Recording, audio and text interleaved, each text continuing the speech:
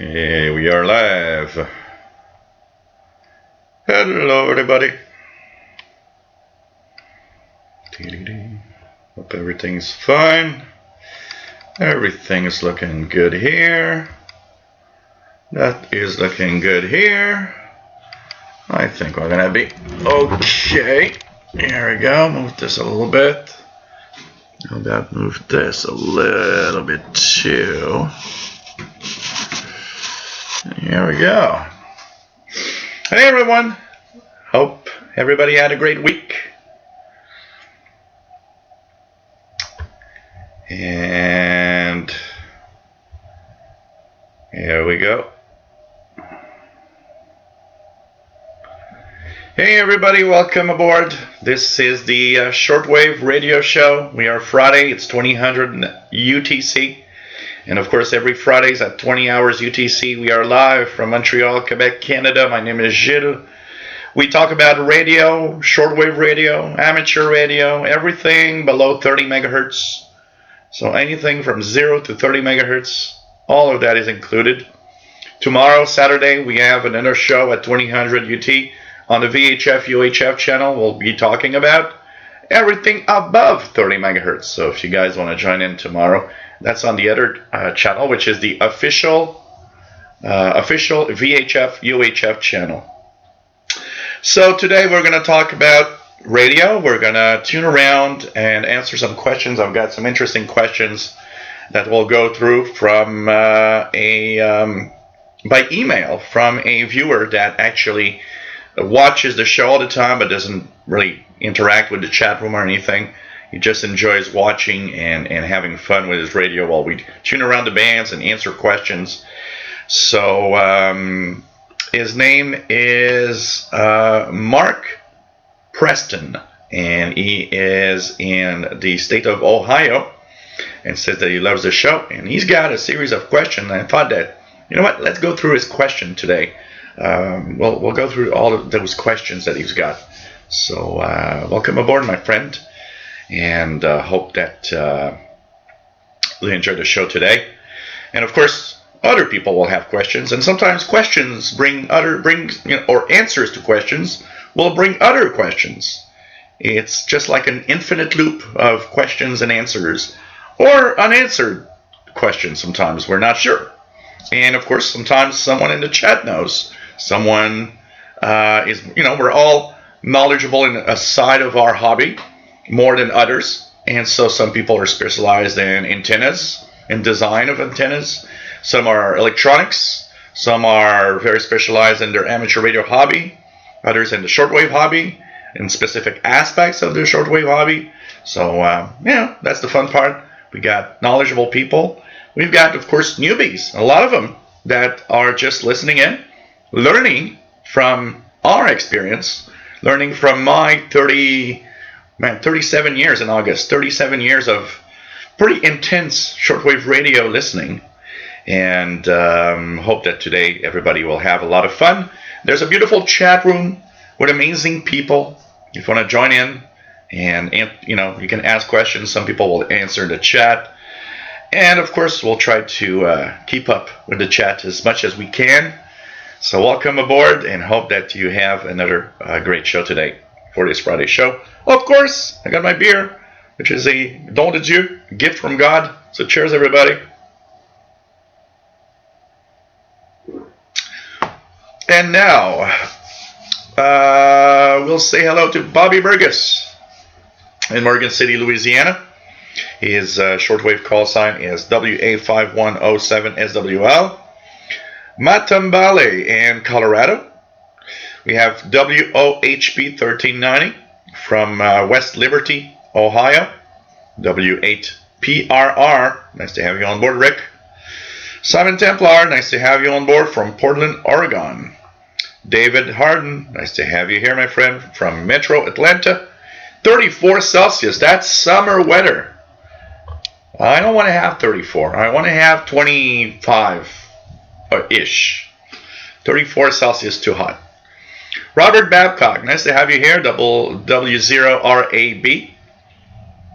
PA1WX, nice to have you on board from the Netherlands. Scott Cranston, nice to have you here from Massachusetts, USA. DE1 DJK, nice to have you on board from Germany. Nice to have you here. JD Williamson, nice to have you on board, my friend. Let's just go here. What do we have? D1 DJK listened to 9445 on the radio yesterday. Played so nice music and I fell asleep. They have that very unusual, very peculiar music from India, which is very, very interesting because it gives that side of the hobby. I remember reading when I was starting out about how some stations make it feel like it's really exotic on shortwave sometimes by the type of music, and of course back in the 80s when there's a lot of African stations, particularly, and a lot of South Americans also. That feel was there because we would listen in to that exotic music from different places.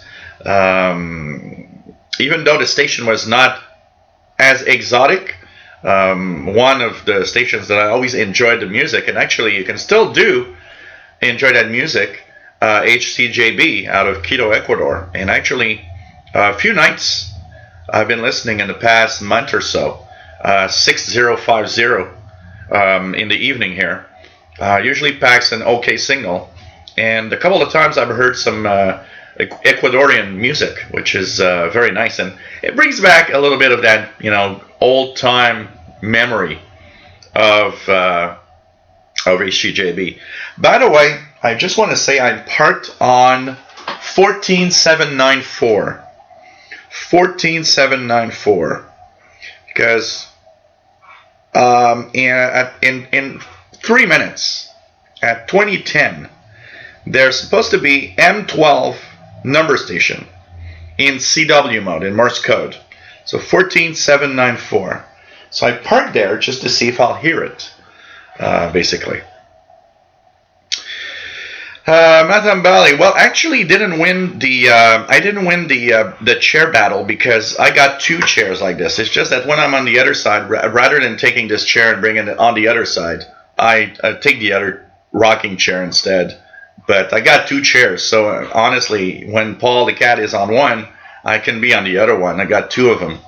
But Paul is out. He went outside about 10 minutes before the show started, so he's going to see his friends. He's got a new friend now. There's this little old lady a couple of houses down, and I've noticed that she is often petting him and talking to him. And I noticed he's going there a little more often, so I think he's got a new friend. So that's kind of cool. And that it's an old. She's an old woman that lives alone. So at some point I just look at it and it's like, well, it's cute. Paul keeps her company a little bit, and it's kind of fun. David Snyder, nice to have you here from Staten Island, New York, and he's got his SDR Play RSP1A on Global Tuners. Just click on Staten Island and you can tune in that SDR. Kevin Wood, nice to have you on board, my friend, from Nova Scotia. Page Master, nice to have you on board from Moore, Oklahoma. KI5CWF, amateur radio call sign. W85136SWL. J.D. Williamson, what's my PayPal to donate? PayPal is, I'm just going to put it right here on my chat. PayPal.me/shortwave, or if you're on your PayPal account, just send it to the Yahoo email that you see here. And this is where you can donate if you wish. So thanks for those that have donated already. And so Bobby, yes, you have VHF UHF tomorrow because it's the last Saturday show of the month, which is always a VHF UHF show. So I hope you guys enjoyed that. Al Catalan, nice to have you on board from Germany. PLF Radio, bonjour et bienvenue, mon ami français. C'est toujours un plaisir. J'espère qu'un de ces jours, soit que j'irai en France te voir, ou tu viens faire un tour à Montréal ou au Québec. Ça pourrait être intéressant. Welcome aboard, PLF Radio. And for those that didn't understand a word I just said, I said, well, maybe someday I'll go to France and meet you, or you can come to the Quebec or to the city of Montreal and we'll meet up. Radioactive, nice to have you on board, my friend. Rufus Newt, nice to have you here from the Laurentian Valley.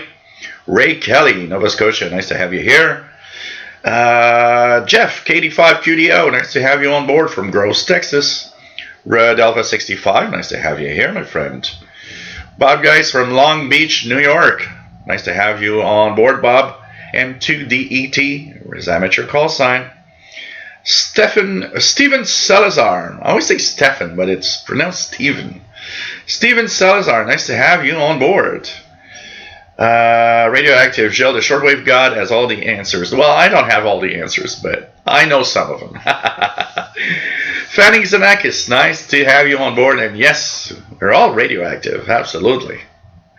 A good radioactive, you know. You can be bad radioactive, but there's good radioactive. And by the way, I haven't heard a peep or anything on that number station, so I guess we're not hearing it. So we'll keep an eye on other stations that might be interesting to try to receive on the if there's any others while we do the show. So what else do we have? Yes, Mark is absolutely welcome in the chat room. That's for sure. But you know, there are these shy types that and there's a lot of them actually. There's a lot of people. You know, when there's 150 watching or 140, and you look at the chat room has typically maybe where you guys are 20 or 30 talking, but there's 100 more that are just watching and not interacting. Some also interact from time to time, or if they have something to say, but they won't necessarily interact. And I understand also that some people want to just watch. It's kind of, you know, the chat room can be distracting sometimes, but absolutely. Everybody's welcome in the chat room, absolutely. Okay, what else do we have? Let's go down as fast as we can, not to be too behind. Thank you, Robert, W0RAB, for the nice comments. David Arden have heard reports that 10 meter has been active earlier. Yeah, I just saw actually a video of somebody using a actually he's one of the fans that comes in the chat room from time to time, and he was using his brand new Grundig Traveler radio, and he got a 10 meter beacon on his from Germany, so it's kind of nice. So pretty cool. Phoenix Zanakis says, I learned that all humans are radioactive, so it may be better to sleep alone than with someone else, perhaps to reduce unwanted radiation.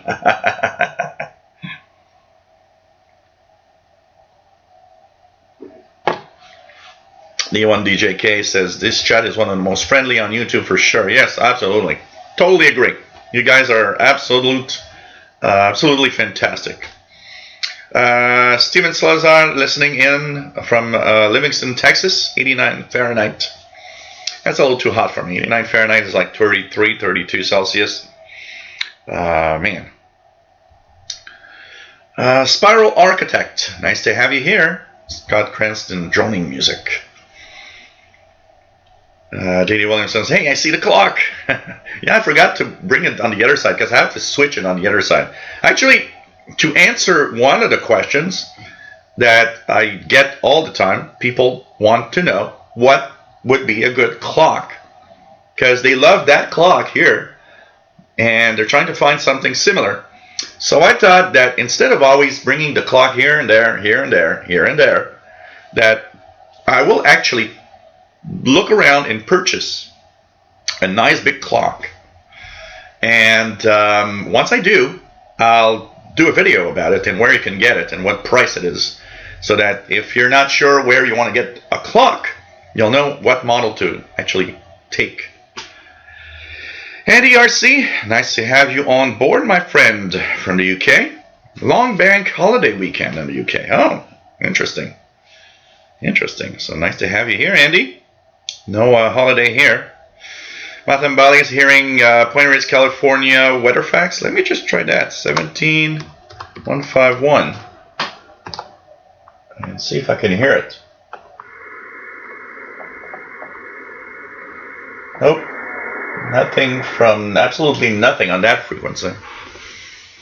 Mr. Lucky Train, nice to have you here, my friend. And Memorial Day weekend. Having beautiful weather here. Looking forward. So you guys also are here. We had our 3-day weekend last week, which was Victoria Day weekend. Or depending where you live, it has a different name here in Quebec. So hot weather. That means, hey, radio outside. Go outside with your portables. Megan Elmage, nice to have you on board from Sherwood Park, Alberta. Received nice QSL today from 9LY1JM, Banana Island, Sierra Leone. Wow, this is cool. Oh, this is interesting. Yes, that is absolutely a good idea. I will actually take note of this on a piece of paper, because yes, I do still use old technology called pen and paper. Ham QSL. And we'll talk about ham QSLs because I think it's an interesting subject. And it is something that I have. I do have several ham radio QSL cards. Sorry guys, it's just a little warm in here for an extra sweater. So here goes. Okay. So it's one of those things that you can actually also QSL, but there's it's a little different when you try to QSL ham stations. That's for sure. But I took note of it so we can talk about it. So PLF radio. Well, I didn't hear it, so I guess we can't decode it. Michael Netz, why is Brother Stair still on the radio? Because he's got money to pay for it, apparently. That's the only thing I can really say. Dr. Tom McManus, nice to have you here. KI5DYW. And he's just got his year extra. Woohoo! Congratulations. Congratulations. Jacob Shank, nice to have you here. Wasim Menja, nice to have you here from Morocco. Pretty cool to see everybody here.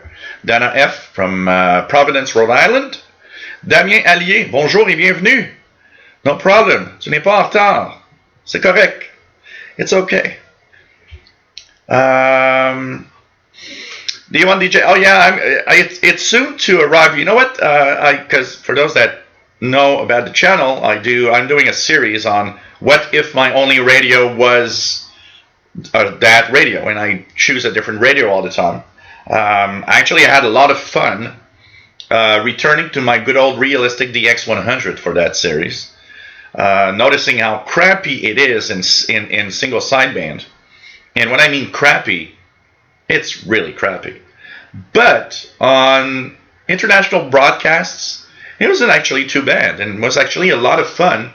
And actually, last Saturday night, you guys are gonna laugh, but last Saturday night, I actually spent a few hours, and I just shut off the SDR, shut off all the modern radios that I got, and I only tuned using the DX100 and listened to some of the international broadcasts, Radio Romania, Voice of Vietnam. I listened to the DX spot on WWCR. I actually had a lot of fun. And I actually had one feel of going back in time. When I heard AWR Wavescan on WWCR, for some moment, it brought me back to when on a Saturday evening I would tune in to the DX party line on HCJB using my DX100. But it was a lot of fun and actually made me kind of rediscover the DX100. And I plan to use it a little more. I actually did a little something to plug it to my sloper antenna when I need or when I want to listen to the DX100. So I think I'm going to have a lot of fun with that. And I did enjoy returning to my good old DX100. It's just that single sideband was so crappy.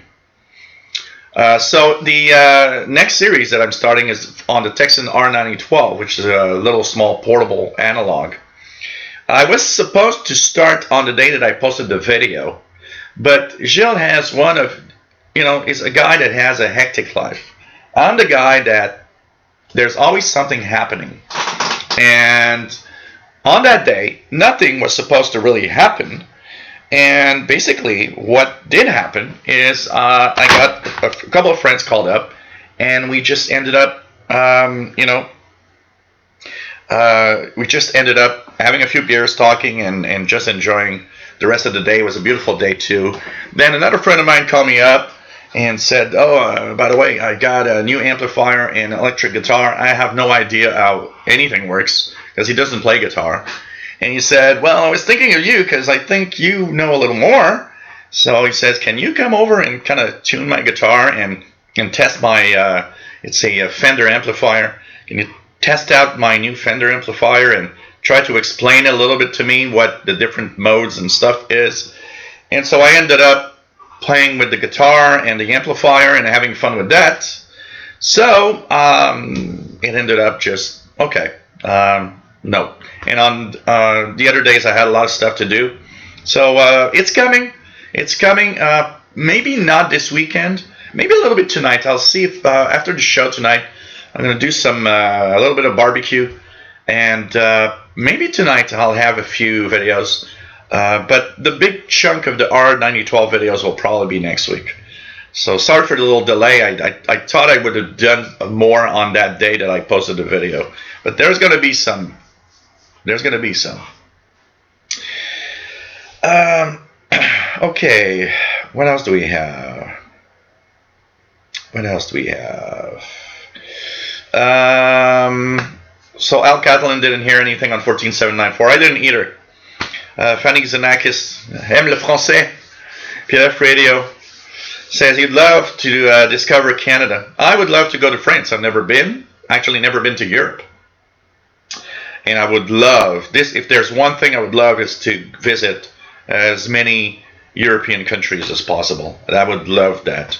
And I would love, and being there, I would also love at the same time to, of course, listen to the radio while going around Europe. That must be amazing. So maybe one day I'll be in France and we can meet up. And of course, if I go to any countries where some of you guys are, you guys will know. And if you want to meet me up, if you want to, have a little time, we'll try to have some time meeting the fans everywhere. Jose Ramon, nice to have you on board from Spain. I actually had a Spanish station on 20 meters. 14186 was EA, I think it was EA3DX, Echo Alpha 3 Delta X-Ray, EA3 or EA5. And it was a Spanish station. Bobby Burgess didn't hear anything on 14794. If you're on USB or radioactive, you should have tuned 14793 because it was on CW mode. Hey, Richard Cook, nice to have you on board, and he's getting M01B on 5340. That's way too low a frequency. David Snyder says SDR plays an excellent FM receiver, listening to 105.9. Yeah, it is pretty good actually. And I liked turning on the RDS function of SDR Uno, which is a lot of fun to watch the text go through on the RDS stuff. And maybe tomorrow we could check that out, talk a little bit about RDS. That's another note for tomorrow, RDS on the FM for tomorrow's show. That could be a lot of fun. And maybe we can tune some stuff here. And it's going to be a lot of fun. Je vais y aller un jour en France, PLF Radio, je te le dis. J'aimerais bien aller visiter la France et aller voir la Tour Eiffel, bien sûr. Piet Mundrian student, nice to have you on board. Hope you're not working too hard, but nice to have you here.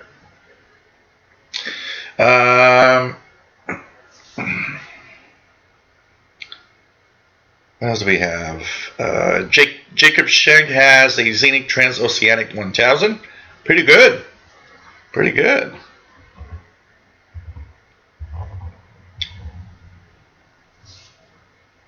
David Arden says the clock is no good unless it has a little mouse on its face. Oh man. So holiday weekend in the U.S. too. Oh, interesting. I don't know why they should have put the Victoria Day and match it with the Memorial Day so that it's on the same weekend, rather than have a, we had a holiday last weekend here. So interesting. So happy Memorial Day, my U.S. friends. Phoenix Anakis has a little budget store atomic clock, costs nothing but looks stylish and it's absolutely perfect.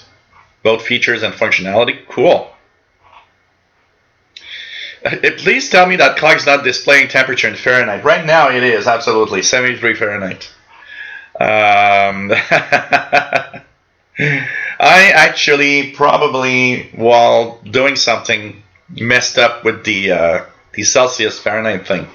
And but it is right now in Fahrenheit, 73 Fahrenheit, in this room. Jeff King, nice to have you on board. 92 degrees in Jacksonville, Florida.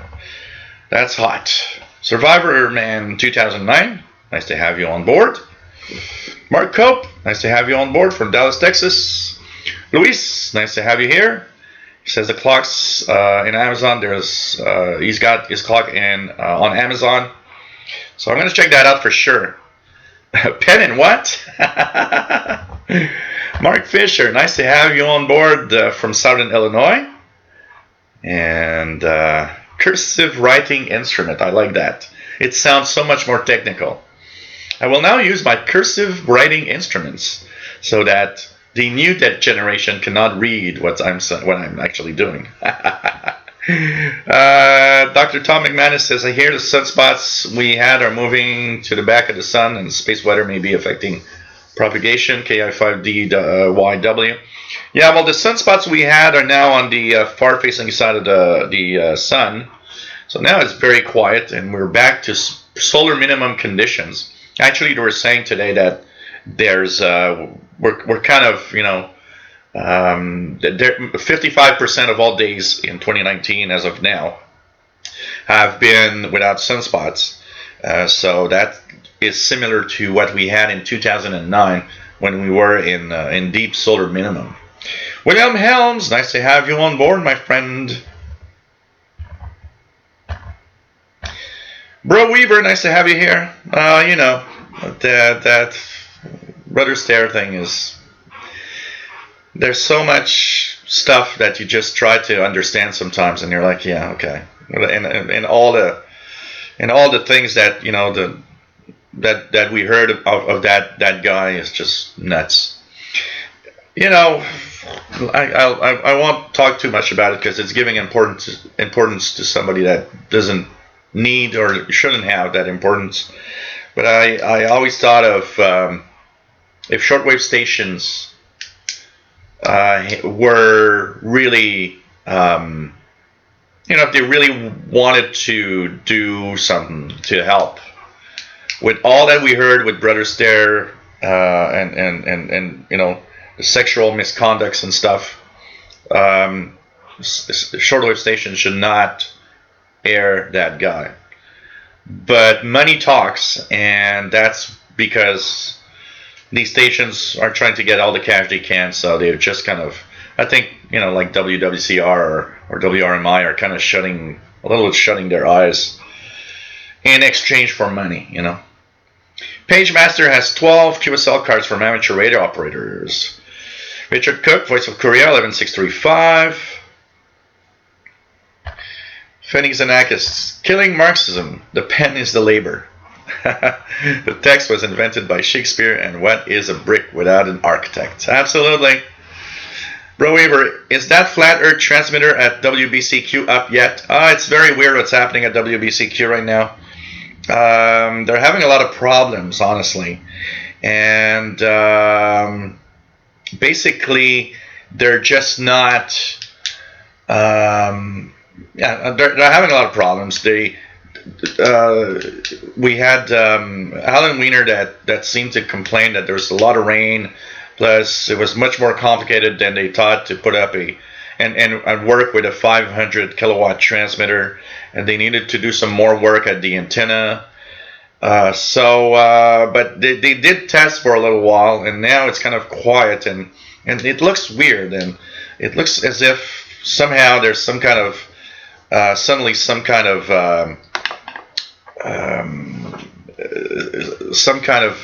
maybe money problems at WBCQ. So I don't know. Something weird's happening for sure.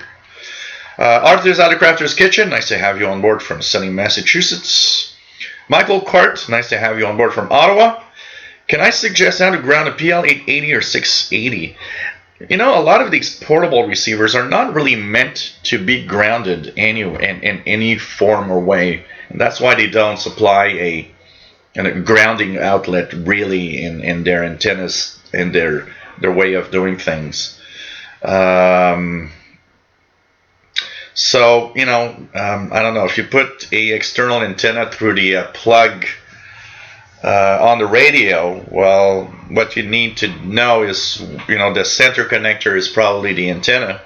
You could technically ground the shield of a cable that you would have coming out of it.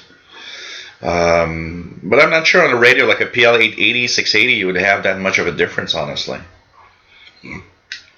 Anybody have experience in grounding their Texan receivers or portable receivers in general? Coaster 2301 Productions, nice to have you on board. Says his RTL SDR antenna wire broke. My dad fixed it with some electrical tape and improved HF reception a little bit for some reason. Oh, interesting. Maybe there was already some contact problem, you know?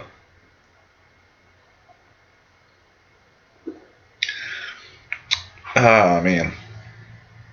What else do we have? Jose Hidalgo, nice to have you on board from Barcelona, Spain. Piedra Radio, has the Texan AN200 antenna an on-off switch button? If not, does it mean it always in operation? It doesn't have an on-off switch because it doesn't have, you know, it doesn't have current through it. I mean, it does, but there's no batteries or no power. So there's no need for an on-off switch, but technically, if you tune a frequency with it, so it's resonant to that frequency, it technically is constantly resonating to the frequency you left it at. So technically it's always in operation because it does receive and it does, you know, resonate to whatever frequency you are tuned to. But there's no need for an on-off button because it doesn't have batteries or anything, so it doesn't matter, honestly. Fanny Xenakis, DX100 sounds like the Yamaha FM synthesizer keyboard. Yeah, well, yeah, they had a lot of their keyboards with the DX and a number to it, absolutely. The ONDJK like their series with the radios, which you test in reception. You show some samples of crap radios and real top radios, so people are informed which is worth to buy. Yeah, and I think it's important. That's one of the things I want to do. Who the hell is texting me right now? And what's happening is that a lot of what I want to do is to show which radios are good, which radios are bad, because that's the thing. When you don't know what to buy, at least you got somebody showing you some details of what you've got and which ones are good, and there's a real life experience with it too. I mean, you're actually seeing me tune that radio, so you know. Seven Templar, yeah. Sometimes it's fun to get the old radios and computers out. Actually, you know what? When I did my setup for the show today here.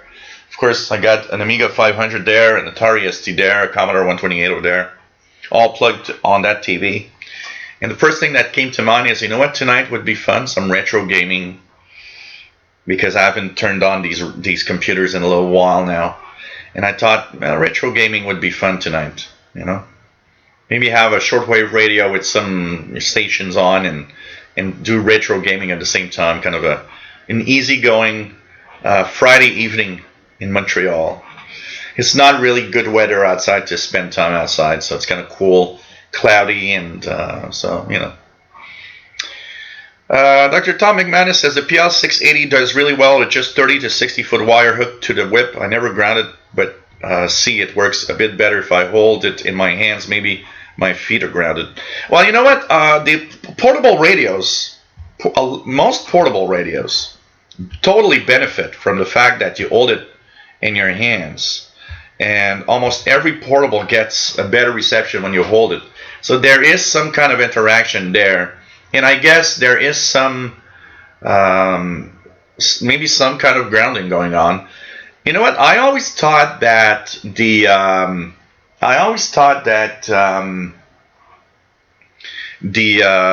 the hell? Okay. I thought a guy was actually trying to steal something from some car on the other side of the street for a moment. I sometimes wonder if the design hasn't been thought of in that way. That because when you hold a portable radio, a lot of them do improve a lot on their signals. Rufus Newt is playing with a DX300 a lot lately. Cool, nice radio. David Snyder's listening on a Global Tuners receiver in Sweden on 9870. Not sure language, but sounds Arabic. Isn't a 9870 Saudi Arabia? There's a very weak signal here. If I look at what's on, let's just check out what's on. So on 9870, are we checking that? Jason Stafford from Oregon, nice to have you on board.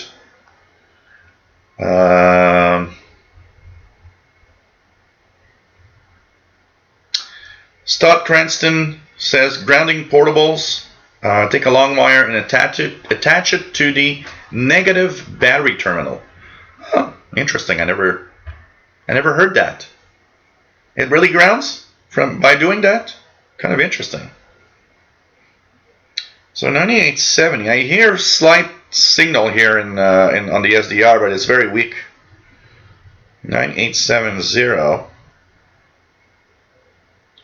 So 9870. If it's it's Saudi Arabia. It goes on up till from 18 to 23 UT. Broadcasting of the Kingdom of Saudi Arabia in Arabic. So that's what you're listening to, my friend.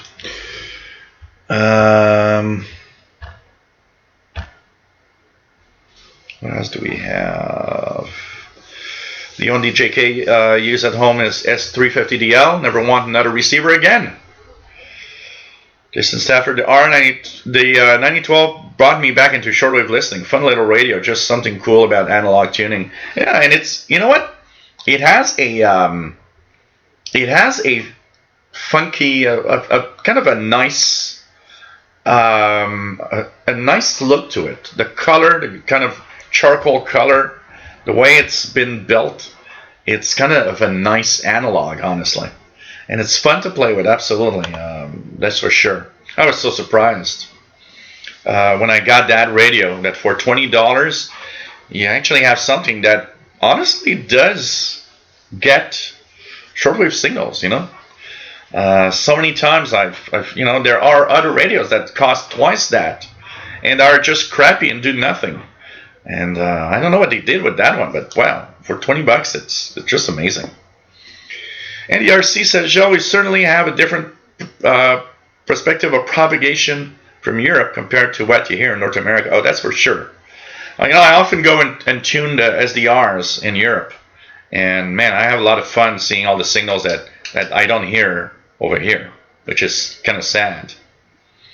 Yeah, the DR920 also. I've got one of the DR920 that I purchased at the same time of the R9012 that I will also do a what if with, for sure. Radioactive at CHU on 14670. Damien Allier, avec un tel français, tu n'es jamais venu en France. Tellement agréable tes lives. Non, je ne suis jamais allé en France, malheureusement. Je dois y aller un jour, absolument. Jerry DX, nice to have you here. Bobby Burgess, speaking of topics for tomorrow's VHF UHF show, I was wondering in the future, you would love to capture at least L-band satellites like in Mars.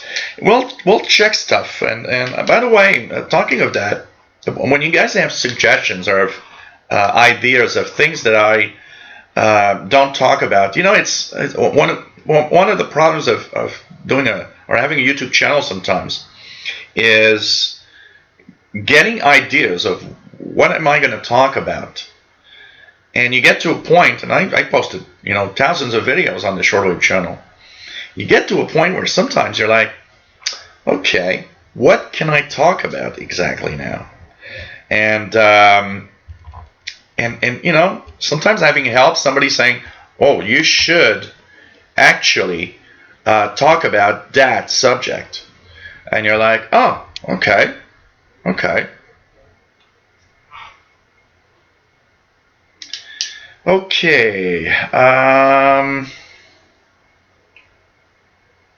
Yes, that is absolutely true, David Arden. Being a holiday in the U.S., pirate activity this weekend. Check that out. Every time there's a holiday. Absolutely. Oh, really, Jerry? Canada Revenue Agency send money to somebody else? Wow.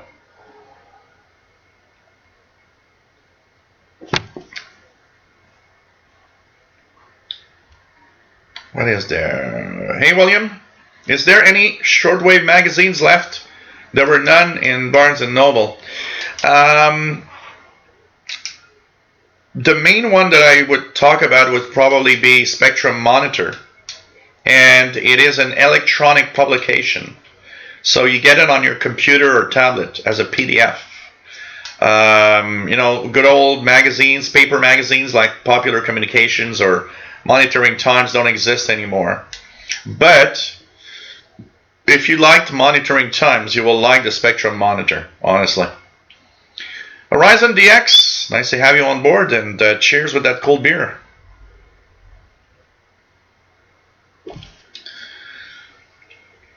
William Helms says 90 Fahrenheit in Fort Myers, Florida. Woohoo! That's hot. You need to go to the beach. J.D. Williamson says Kuwait still on 17,550. Weak but there. Really? Let me just check it out. Out of curiosity here. Anything here? Not even a peep of a signal.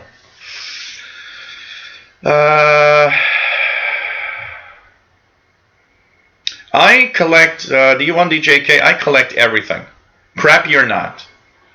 I'm so tempted to pick it up. There's the electronics store where I go. They usually never have shortwave radios. They actually have a Sangean ATS 404. And every time I go there, it takes a lot of effort for me to not buy it. It is $140, so it's like, yeah, I'm gonna spend $140 on the Sangean ATS 404. But I look at the box and I look at the radio and I'm like, yeah, it's nice. I'd like to have it.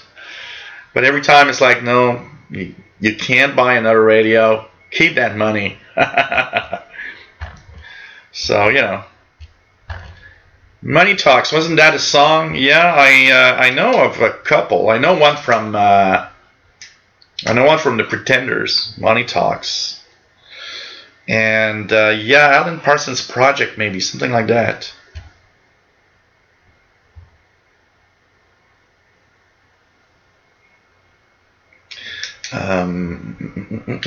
My beer this evening is Don de Dieu, gift from God. So this is what I'm drinking, 9%. So we're going to go easy on the beer, so not to get drunk on the show. Yeah, Jerry, when you plug it in an outlet, it's just technically grounded, yeah. But you don't want to have a portable plugged in to an outlet, usually. Spiral Architect, try grounding the shield and external wire in the PL600. Didn't notice too much of a difference. Yeah, I don't think you'll see much of a difference, honestly. Dan Robinson, nice to have you on board, my friend. A South African beer. Oh, kind of interesting.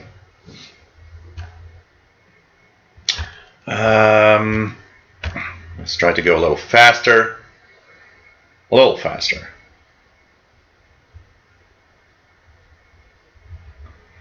Romania on 6170. Says Richard Cook. Also on 13650. Away to the disadvantage of the Pacific region, and hundreds of small islands and their people are in danger. The Pacific Islands leaders also 11850, 13650. 11850 and 13650 for Radio Romania English right now.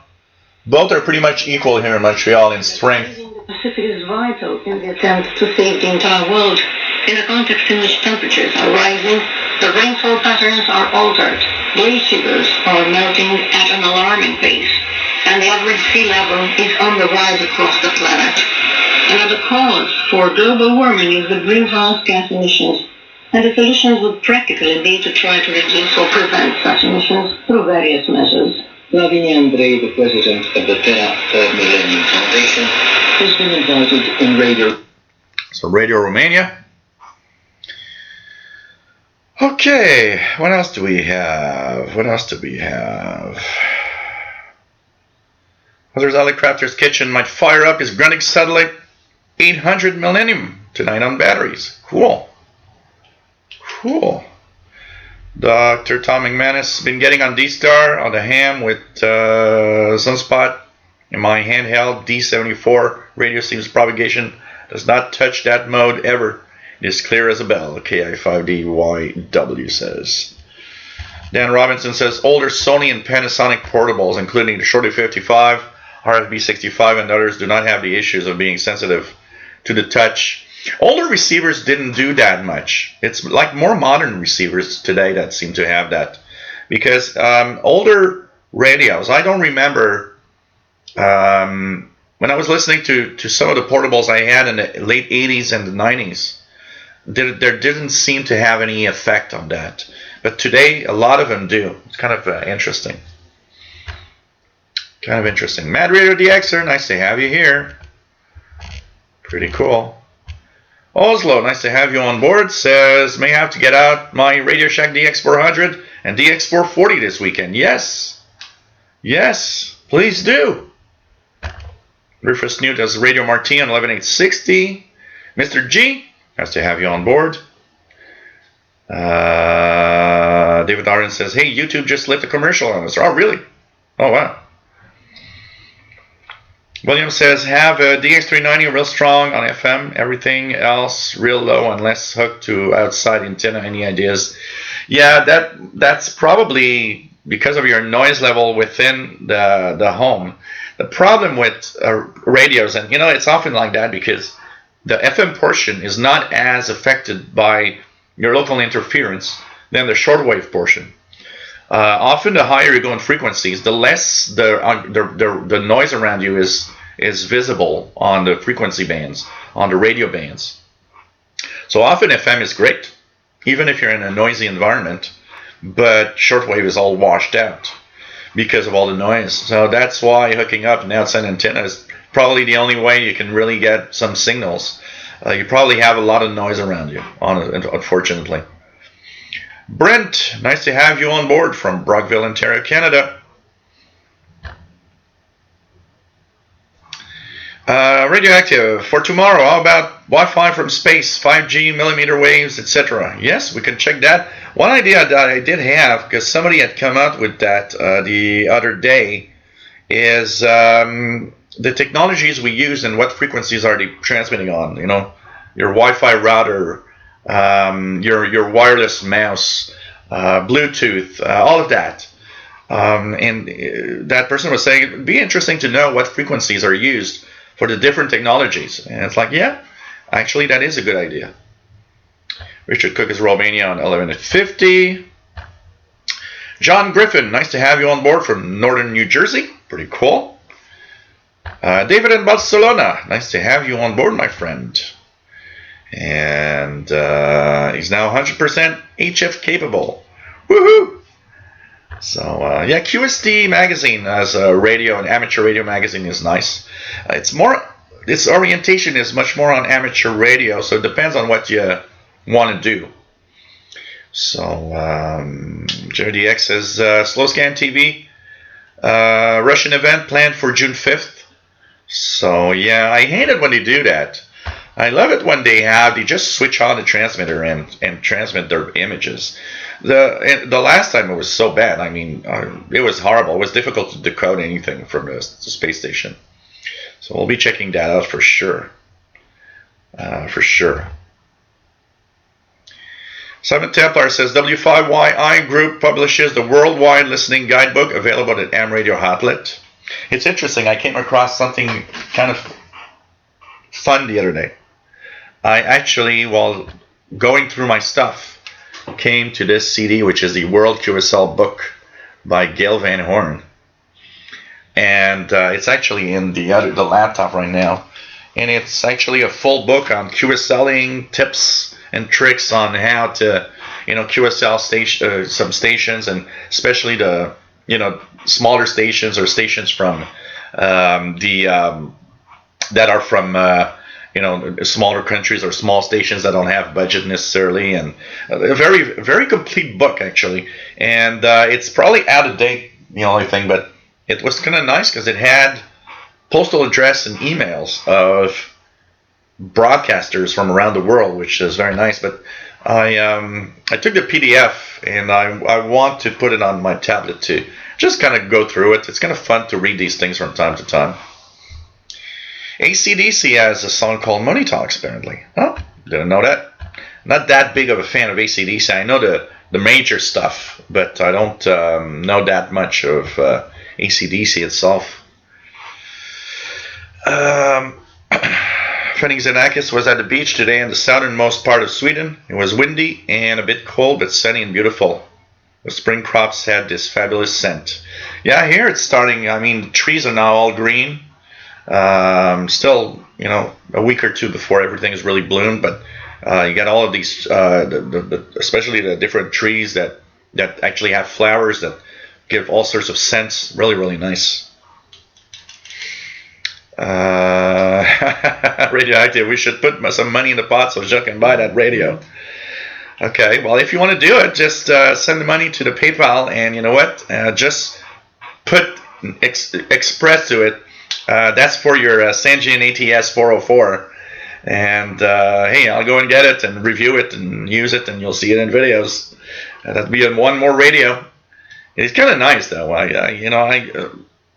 think I spent 20 minutes looking at it and just like, should I? But there's my other side that says, be reasonable. Come on, it's $140. You got a lot of radios. Really? Come on.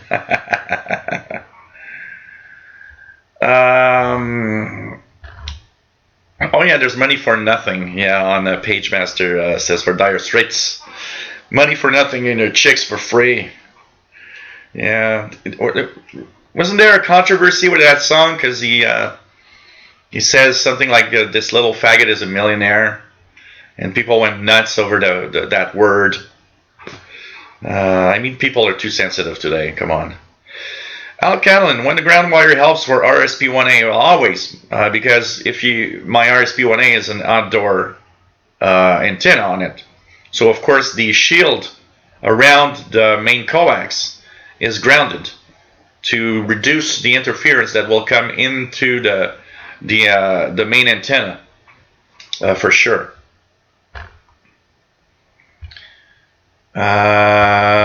Radioactive says Department of Defense transmissions on WWVH right now. Oh, really? I haven't heard those. I need to listen too. I think it's on the 8-9 minutes, something like that, on WWV for the Department of Defense. So they started posting those transmissions. I need to check it out. William Helms says the outlet switch plate screw. Yeah, I guess that electric box that it's screwed in is probably grounded. Cold water pipe, probably, of course. A cold water pipe would be one. 44405, something like that. Leon DGK says, usual technique shops in Germany you mostly get offered Sangean ATS 405, or the 909 other models seem don't exist anymore. Without eBay, we are poor people in radio stuff. Absolutely, there's so much on the internet now for radio. It's like there's almost nowhere you can buy a radio really in a shop. I think it's the ATS 405. I said 404, but I think it's 405. The ATS 405 that is in that electronic store. Iraj Polachang, nice to have you here from Sweden. Pretty cool. Fitting Xenakis, my grenade is portable, but I have preferred it with the mains plug in, but the wire is torn and non-functional. Huh. Tony Turtle, nice to have you here. And he says that 10 meters was open today. 4625 is a Russian beacon or CW number stations. It's some kind of military channel marker, if you want. So it kind of tells the Russian military that 4625 is active and there, and if something needs to be done, they have messages. And there's, if you go on YouTube and search for the Russian buzzer or search for 4625 kilohertz, there are a few videos of people that actually got some voice transmissions over that frequency. But it's more of kind of a it's kind of a channel marker. It's there to hold on to 4625 in case they have traffic to give for the Russian military, basically. The on DJK in the 90s, the shops were full of world band receivers. I remember in the early 90s going to any electronics shop around Montreal. Even the ones that sold TVs and hi-fi systems and stereos, they all had at least one shortwave portable in the display. And I actually purchased quite a few portables back then from these companies. Even here, there was there's a shop called Positive Electronic that sells TVs and microwaves and stuff like that. And for a long time, they had the Sony ICF 7600. They would sell it way too expensive, though. I remember seeing it once, and the guy said, "Oh, this is a world receiver," and I said, "Yeah, I know what that is." And they were selling it for like $299, and I said, "You know, you're not going to sell any at that price." And he said, "Well, you know, these are expensive radios." I said, "Well, online they are $179. Yeah, it's $100 less than what you're selling." And even more, so, you know. Mr. G says, Jill, how are you finding SDR Uno? Would you say it's better than some of the other SDR programs out there? Honestly, personally, and that's my honest opinion, my personal opinion, because depending on everybody, it's everybody has a favorite. You know, a lot of people have their favorite software for SDRs. SDR Uno for me is my favorite. I mean, I've tried HD SDR that I do like. SDR Sharp that is not one of my favorites, but SDR Sharp has something that others don't, and it's all the plugins that don't exist everywhere else. SDR Console that I don't like. I gotta say, from what I've tried, SDR Uno is great, and it's my favorite, honestly. Dave Freeman, nice to have you here. Getting a Grundig Satellite 750. What do you think about the radio?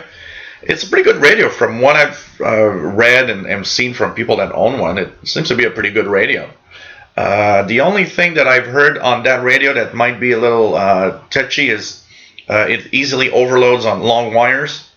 But overall, it apparently is a great radio. Marco Palestri, nice to have you on board from Milano, Italy. What else do we have? Mad Radio DXer went on holiday to Gibraltar not long ago, and on a shop window there I saw a Sangean ATS 909X. I could not believe my eyes when I saw it for the first time. Wow. Cool. Dana F wants to know if anyone uses an MFJ 1020 antenna. If so, what would you say about it?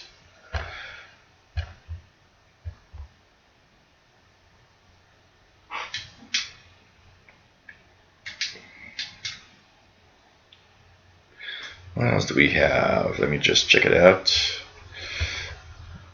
JDX says, if you're outside sitting at a picnic table with your portable, feet touching the ground, and you're touching the radio, your radio is grounded. Yeah, and there is, and even if you're not touching the ground, there is an effect. There is some effect of the body, the general body, being kind of a ground in general. It acts somewhat as a ground. Even if you're not technically, your feet aren't necessarily touching the ground itself. So there is an effect there for sure. Williams has picked up a Reticus V115, great radio for the price. Yeah, it's like my TVO V115 actually, and basically there's a lot of quality concern on it. D1DJK, I'll try out that Texan AN07 telescopic antenna extension, especially on the R912, works perfectly. No overloadings on signals, improve a lot. I'm gonna check that out. AN07 telescopic antenna extension. I'm gonna check that out. DJ and Dre, nice to have you here from Toronto. The Cuban lady, I said the Russian lady. Cuban lady on 11635 carriers up. Let's just check out 11635 here. Anything here? Yeah, there is a signal. I am hearing a signal.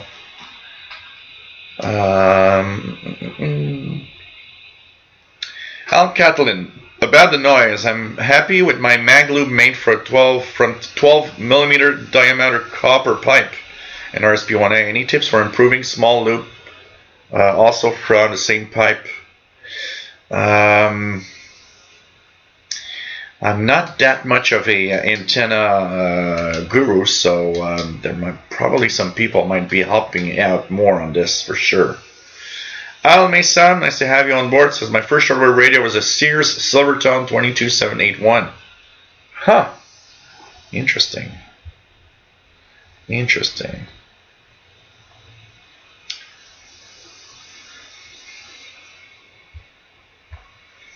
Maglone, nice to have you on board, my friend. JDX has a lot of rain. E1DJK says tonight conditions on shortwave are quite nice. Cool.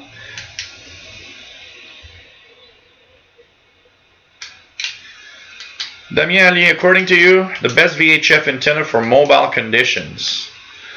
Well, I don't know. It depends. There's a lot of stuff out there that's available, but for mobile conditions, there's some mobile antennas that are quite amazing out there. I couldn't say. I'm gonna check that out a little bit and see if we can have something about that tomorrow on the VHF UHF show. Talk a little bit about antennas. So yeah, Jerry, but I don't want to. I'm not the kind of guy that wants to, kind of ask for money for radios all the time.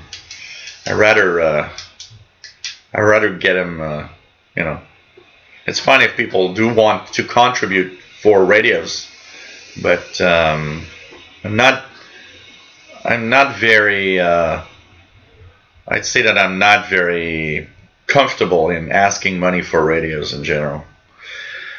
Julian Taylor, nice to have you on board. Enjoy your channel. Many thanks. Thank you very much, Julian. J4VHJ from, I guess, from the UK.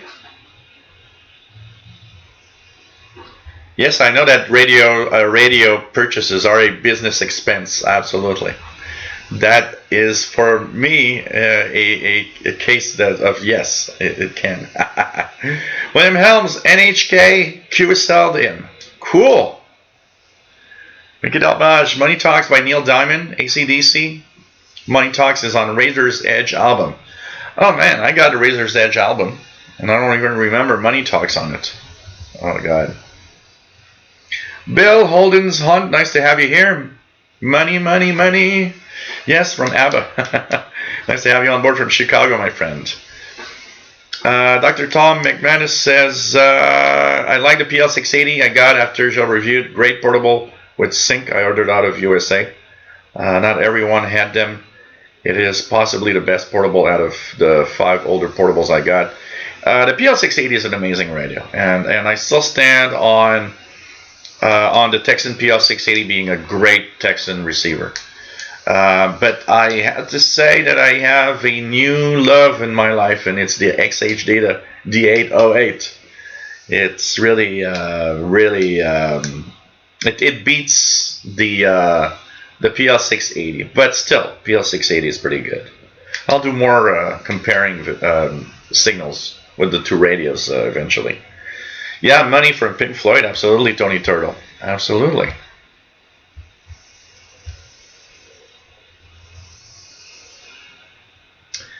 What else do we have? Driver Film Shortwave, nice to have you on board. Says Buzzer has been active quite a lot recently. Surprised the doom mongers haven't been preaching the end of the world. They all got probably surprised by the fact that, hey, what are we going to do? If the earth is flat, how do we actually explode these atom bombs now? LM Mundaka Vasquez, saludos desde Canada. Nice to have you on board from Peru. Cool. Al Catalan says 11635. Do you hear some weak signal? I hear the digital hash and stuff.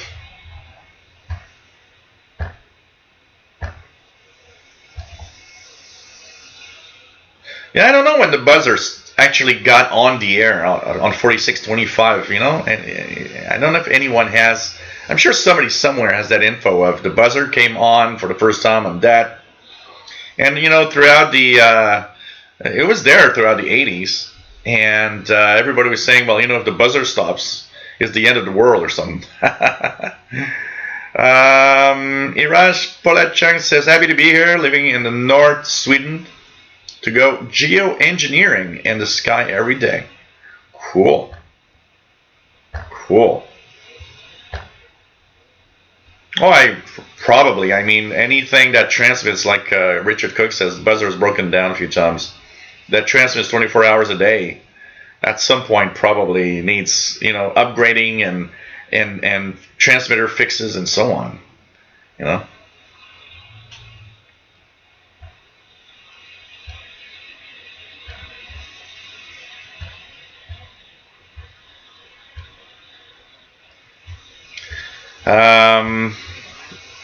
What else do we have? Alme Sam replaced the old Sears radio with a DX160, one of the classic realistic receivers.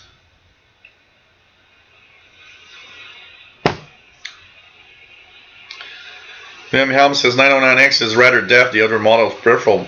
From what I've read, actually, is that the 909X and the original 909 are pretty much deaf the same. I got the DX398 version, which is the original 909, and without a long wire, it isn't the best performer. But put a long wire on it, and it actually kind of becomes a very nice radio.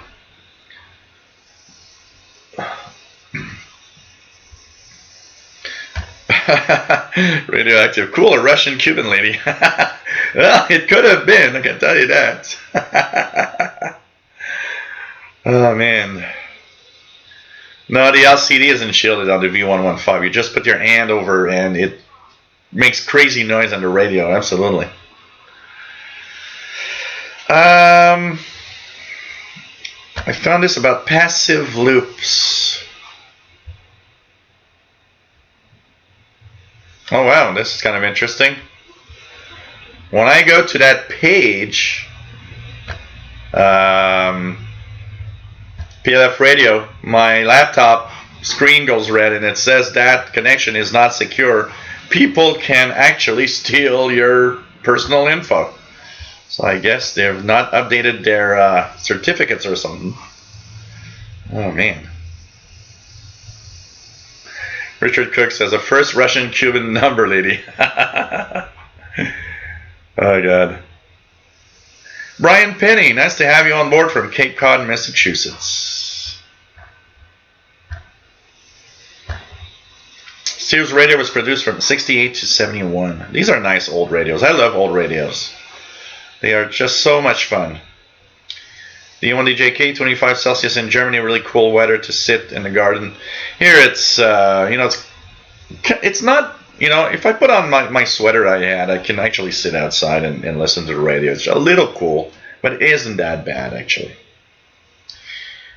Can the Elecraft KX2-3 be used as a shortwave receiver? Yes, absolutely. These radios are full general coverage, so absolutely. They are good. From what I know, the Elecraft are pretty good on the shortwave radio side. Richard Cook, Pyongyang on 11680. I'll try it, but I never have success with that. And there's absolutely not even a peep, not even a little peep.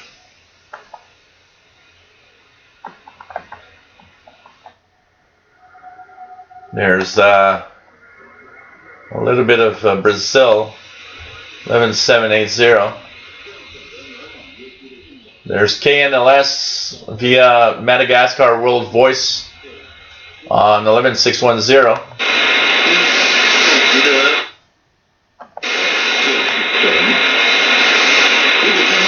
In Mandarin. Kind of nice. What else do we have? So David is sharing the passes of the International Space Station June 5th and 6th within range of Moscow, which is kind of sad.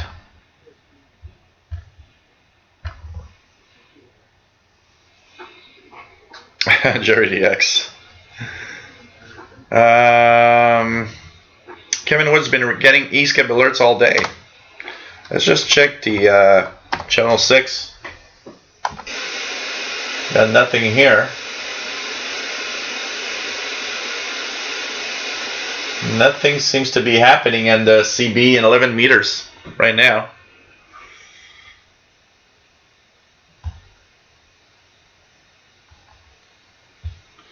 Ray Erding, nice to have you on board from the UK. 3 days, cool. YouTubers don't know what holidays are all about because they're there all the time doing their stuff. I was doing that joke last Sunday because I went for a few beers on Sunday evening, and the Monday was most people were off on Monday, basically. One of my friends looked at me and says, hey, tomorrow's a holiday. And I said, holiday? What that is? I forgot what holidays are all about. YouTubers don't have holidays because everybody's expecting you to do videos every time, all the time, every day. And that's it. Dr. Tom McManus would love to have a tax break buying radios.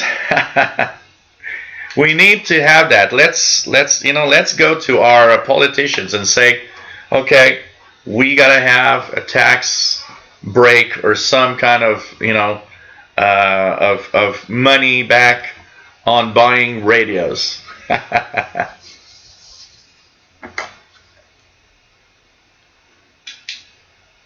Mark Palestri, what do you think of the future of medium wave transmissions?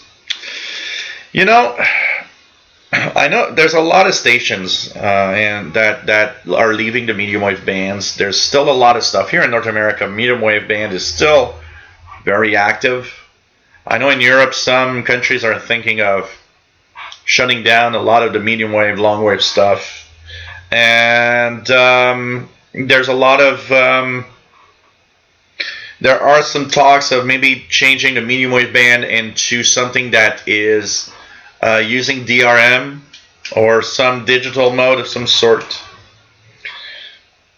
What's difficult with medium wave and long wave is the noise levels. Our technology is really creating a lot of noise on those frequency ranges, and it's really what is quite amazing and quite annoying.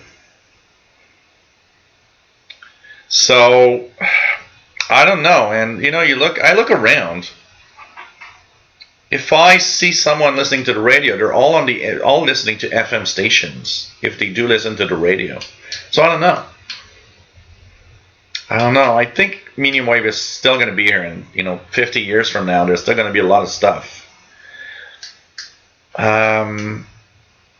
What is probably the scariest part would be, because we do see this, a lot of manufacturers bring out these radios that have no medium wave bands on it. It's only FM. That could kill the band. That could kill medium wave. But there's still a lot of stuff, and I don't know. It's kind of it's one of those bands that they're kind of trying to find how to get back. I mean, here when I listen to the medium wave bands in the evening, tons of stuff here in North America.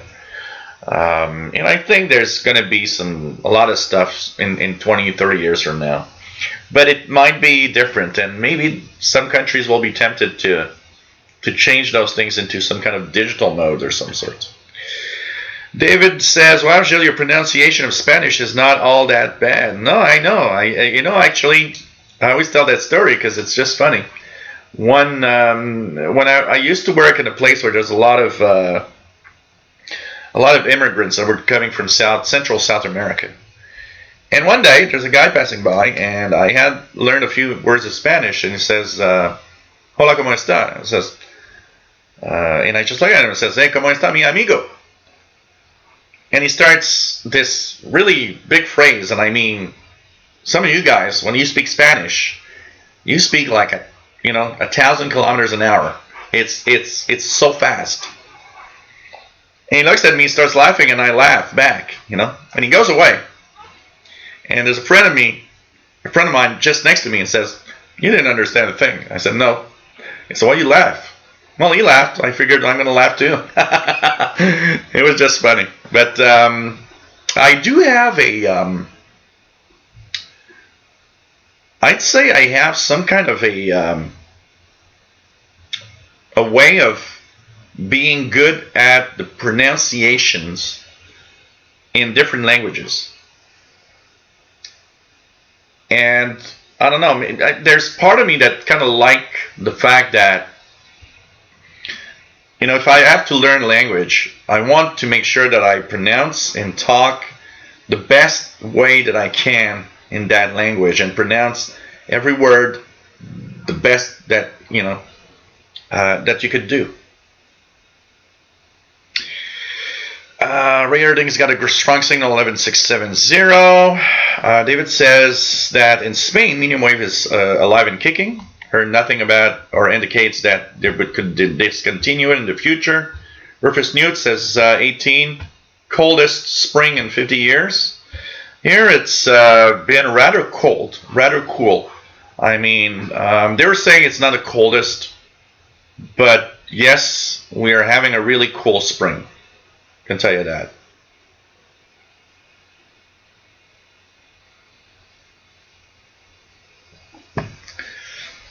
What else do we have? 5-second delay, but 9 seconds when I was watching on my TV YouTube app. Yeah, well, each app in each computer has different buffering, honestly. Where's Paul the cat? He's outside in the backyard, probably went to see his new friend. Douglas Elliott, nice to have you on board from the UK, my friend. Marlon Enriquez, nice to have you here. KC1AHW, pretty cool. Sherry says, "I know the feeling making videos, and they just want more and more." Yeah, absolutely. And there's a certain, I monetize, so there's a certain monetization. You see a difference, and if I have a full day without any new videos, I see the difference in the end of the day, and the amount of views and the monetization. It actually shows. I'm at that point where people expect me to post stuff.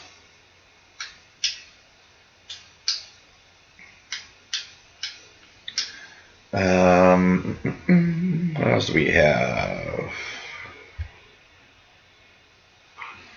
Yeah, but we're radio guys, D1, DJK. We understand that we don't want to have a FM only radio, but it's crazy. For example, that little AVI receiver that I actually talked about that has and receives subcarrier FM. I like it, but I would like it even more if it had an AM radio on it, not just FM, because it's FM only. But at least it's got that extra thing, which is the subcarrier audio. I hear a little bit of activity on 27025 in the background here. There seems to be a little bit of sporadic escape, but it's not very strong. It's not very strong. Randy in Riverside, California, nice to have you here, my friend. Radio Week signal work, nice to have you here. Great to see you.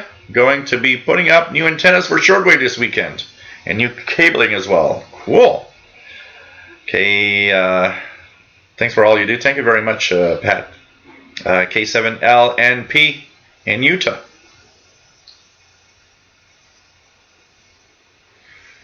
What else do we have?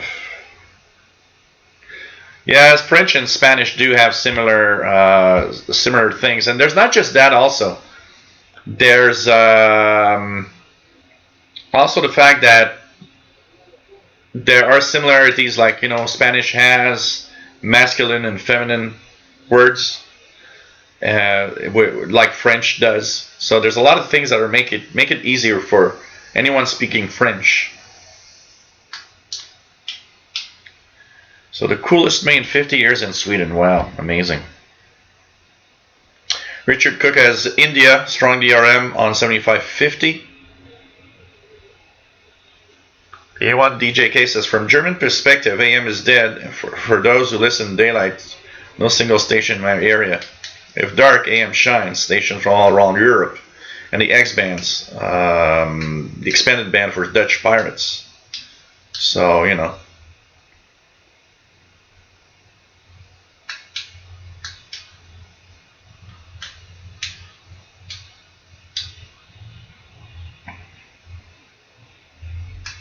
What else do we have?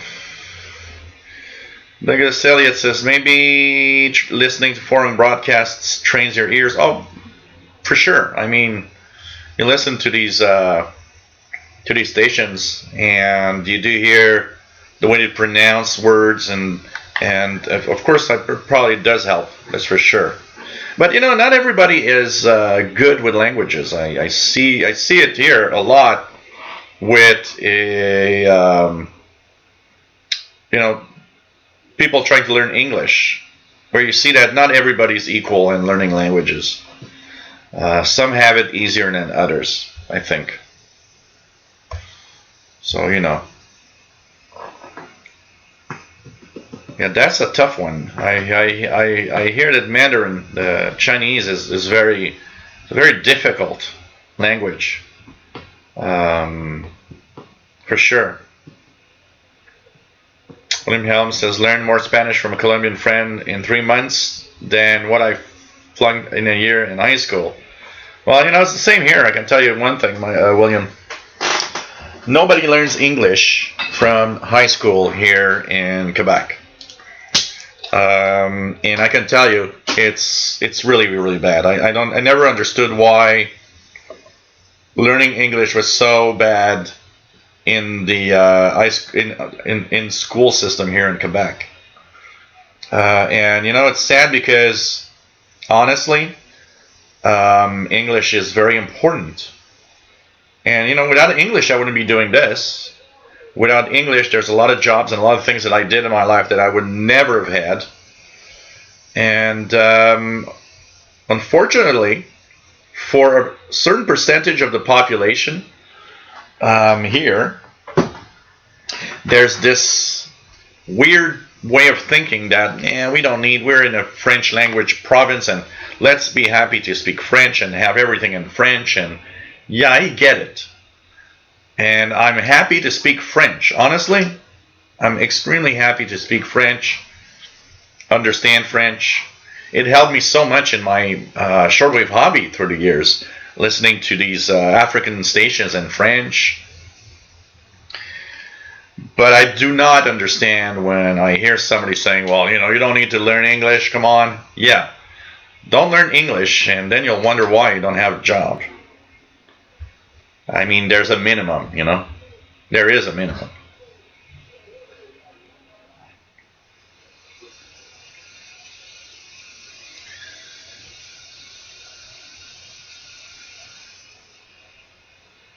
Page Master says, "Was advised by my boss that one person asked him, 'Does Bob talk?' My boss said, 'Of course he does, but he does not do it often. However, if you get him talking about radio, he will talk your ear off.'" Tony Turtle says, "Yeah, 10 meters is strong today. No cure is being good here. 500 miles. There's some activity on the Super Bowl channel here, 27025 right now. But it's not as strong as it could be. It's sometimes stronger than that." Alex Jamkin, nice to have you on board, my friend Alex. M6IXY. Sorry, from Shortwave, I can barely remember any of the German we were taught in high school. Well, if you don't practice, it's very difficult to keep a language. EA5ITG, nice to have you on board, my friend.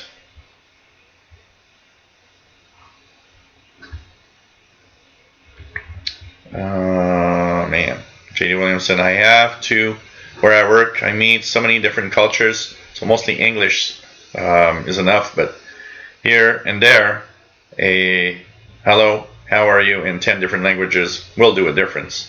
Yeah, sometimes. Some tips about very low frequencies. It depends on how low you mean it.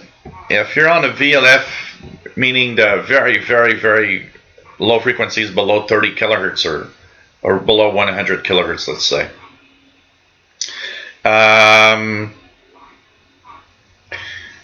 One thing for sure is noise levels are very high in those areas, so you will need to have some kind of really, really, a very, very long wire, or what they call a beverage antenna. These are the antennas for the very low frequency stuff. And almost everybody that I've seen that actually have or listen to the very low frequencies, they do it from like the middle of nowhere, or middle of a forest or something. Because you got to be where it's extremely quiet. I just look here, for example. PLF Radio, take care, my friend, and see you tomorrow on the VHF UHF show. 14074 is FT8 mode, Almesam. FT8. That's a digital mode. It does sound kind of weird and creepy sometimes. But it's multiple tones. And because there's multiple stations at the same time, multiple tones on it. So, very low frequencies require very quiet conditions for the most part. Rise No Sagen, nice to have you here, my friend. No local medium wave stations in Crimea. In daytime, there's usually only Ukrainian radio and something from Romania, but a lot of stuff when it gets dark. Because the medium wave stations or the AM radio band gets skywave when it gets dark. So that's why it gets better, actually. Here, I'm surprised because in Montreal, overall, in the daytime, there's more stations today than ever before. We've got stations, so in the Montreal area, we've got, 600, 690, 730, 800, 940, 980, 1040 from Saint Constant just south. Then we've got 1280. We've got 1410, 1450. We've got from Laval 1570. We've got 1610, 1650, and 1690. So there's more stations today actually in the daytime in Montreal and around Montreal to listen to than actually when I was young. When I was young, we had, so let's say when I was a teenager in the 80s, we had CFCF 600. We had the French CBC on 690. CKAC on 730. We had CJ 8800. We had CKVL 850. Then we had 940, which was the English side of the CBC. We had CKGM 980.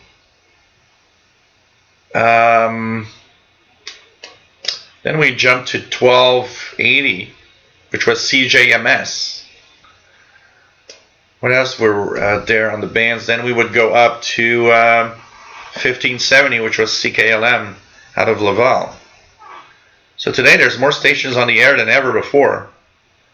Some are kind of a joke. The 600 and 940 kilohertz that are supposed to be talk stations have been playing music for the past 2 years, which makes me wonder, how can you not plan all of this? Because you're spending tons of money transmitting music right now, rather than having talk radio, which I don't understand.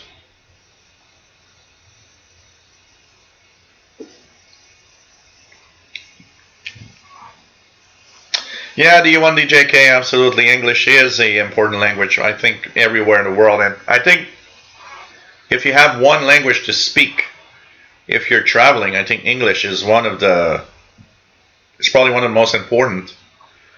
Because almost everywhere around the world you will have people that, at least somebody that has a minimum amount of working English that can help you out, basically.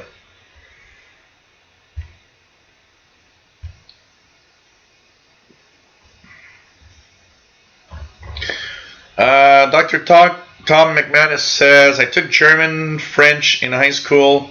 Languages were my worst grades ever. Thankfully, most people can speak some English no matter where I've been in 35 countries. Yeah, that's pretty much it.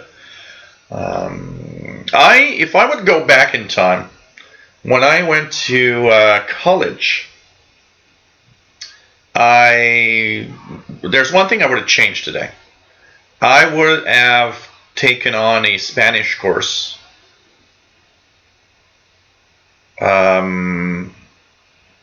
Probably to kind of learn more. I always wanted to learn Spanish. And, it's just I don't take the time to do it, because honestly, I should sit down and, there's one thing that I was listening on my phone for a while. When I was doing a lot of tech jobs, in between the tech jobs, I would listen to something called Coffee Break Spanish. And I had kind of brushed up a little bit on that Spanish thanks to that podcast. Unfortunately, I should have continued. And, what's nice about that podcast, it's like 15 minutes. So, when I started trying that podcast, I was like, well, I'll listen to it 2 or 3 times in a day. It's just 2 or 3 times 15 minutes. It isn't that much in a day.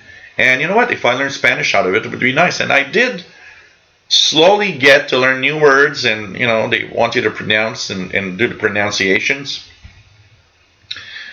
And sometimes you think, I don't know about you guys, but sometimes you think, well, if I had done that every day for the past 5 years, maybe I'd have a working Spanish. Not a great Spanish, but enough to listen to stuff in Spanish and maybe have a minimum of interaction in Spanish.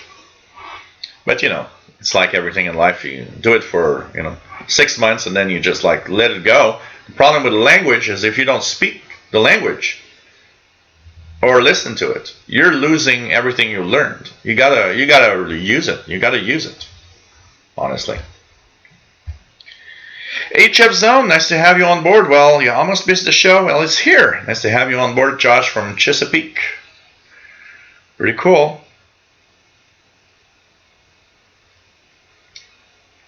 D1DJK says, but feel free to ask people to speak English. Most they will do without any problem. It's like here, honestly. Here we, in Quebec, most people speak French, but especially in Montreal, if you speak English, most will actually try to help you in English. There's always a minimum. Do I receive any stations from the U.S. during the daytime via ground wave? The only station that I know of from the U.S. on ground wave, and I'll put it on now, 620 kilohertz.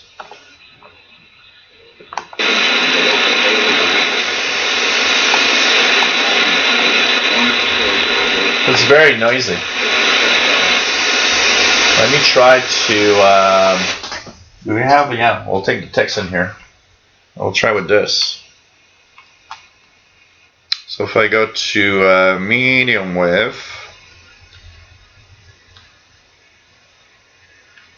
and I do 620 kilohertz. Yeah, it's very noisy here, but. Of the week, the funniest stories in our opinion, and the two best stories of the week, best items involving the police. Get a nice prize. Where do they get this from, Grace? You're going to get a copy of Plug Ugly, one of my favorites. So this is WVNT out of Burlington, Vermont, and across the border on 620 kilohertz actually. I think it's the only. I'm trying to remember. The other ones that I get are from Ottawa. I think it's the only station that I get on ground wave from the US in the daytime on the medium wave band. Burlington, Vermont is about 100 miles away, or maybe 100, something like 120, 130 kilometers or something like that. So that's the only ground wave station, man, radio DX that I actually get from the US in daytime. Of course, when you get into nighttime, then you just, and I get tons of stations for sure. Because at the nighttime, like D1 to JK, at the nighttime I get tons of US stations. I mean, the US dominates the medium wave band once the sun is set. I can tell you that. So, what is it? I got some vibrations. And thanks for sharing the on the Twitter, David. So, okay, we got some people talking to me.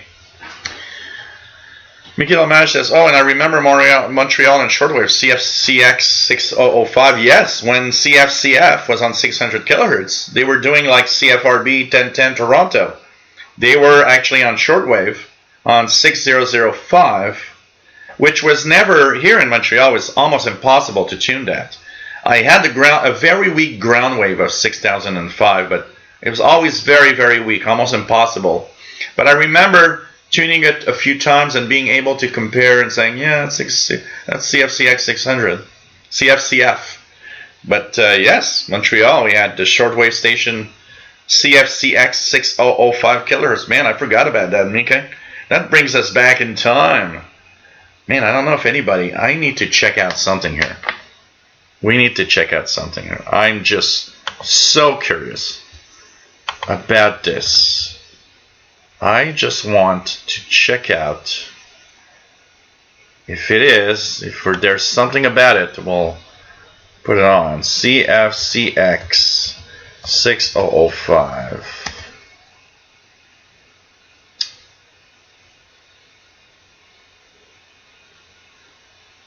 Wow. Okay, guys. I'm gonna mute this, and we're gonna go here, and we're gonna go on YouTube.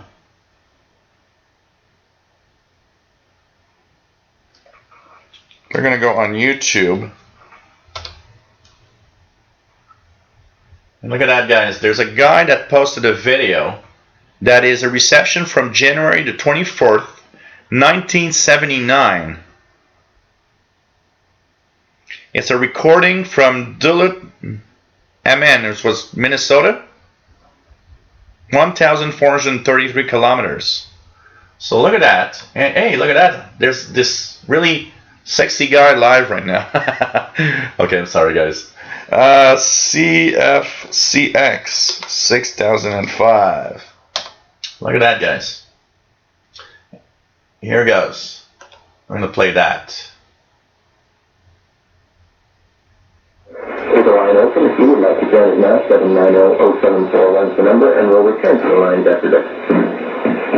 Let me follow the evening worship. CFCF Radio 60 presents a best contemporary countdown. Proudly hosts the weekly look at the classical years among people over 21. To hear the best of today's music like number one songs from the past. Look up to the future, as well as information and interviews with the stars who make the music. Be part of this fun-filled, exciting 3 hours every week. A best contemporary countdown from 6 to 9. Saturday evening at CFCF Radio 60. Kind of fun, Montreal. It's too warm enough. I guess it's supposed to be cold later on today. That's not a very scientific metaphor, can't we? Hang on a second. We can have that here.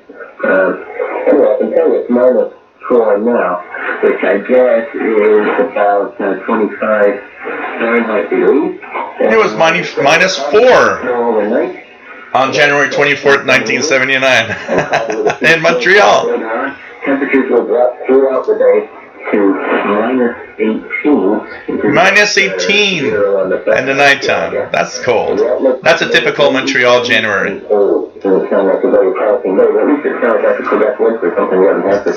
Wow, this is so cool. This is so cool. There's actually a recording of CFCX on YouTube. This is really, really nice. Everything is on YouTube. Even me. Oh, man.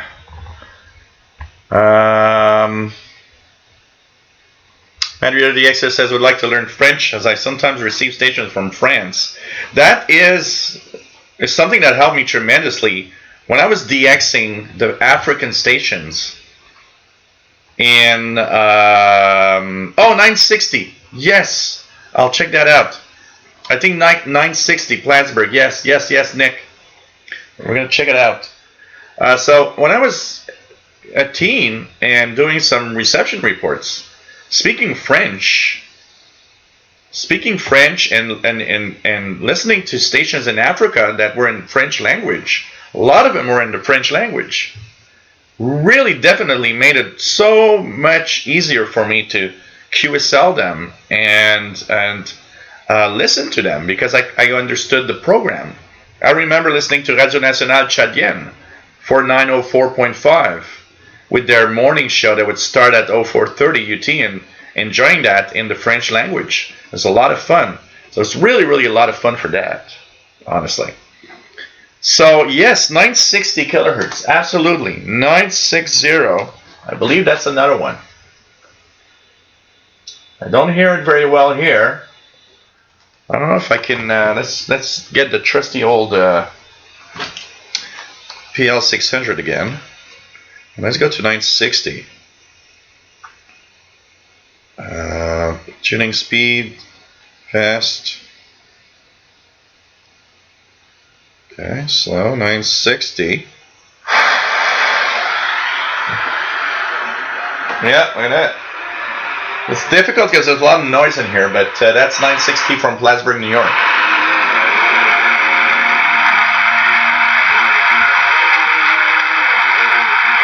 So there was some music there.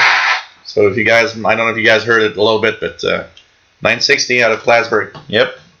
Thanks, Nick, for mentioning that one. Nick Mayakovsky, nice to have you here, by the way. Man. Piet Mondrian students, 620 is HKR, listening to him simultaneously on the show on 680 WRKO Boston. Oh, nice. Jerry DX says 80 meters was noisy early this morning. Rufus Newt, the built infrared on the DX300 is amazing at night. I don't even remember. Oh, it's true. These, like the 302, these had a ferret in those radios. Nick Mayakovsky just ordered a Texan AN200 red lube antenna, which is on its way from the long road of China. You're gonna love it. It's just amazing. Al Catalan, RSP1A and Texan AN200 connected only with audio cable. Any tips?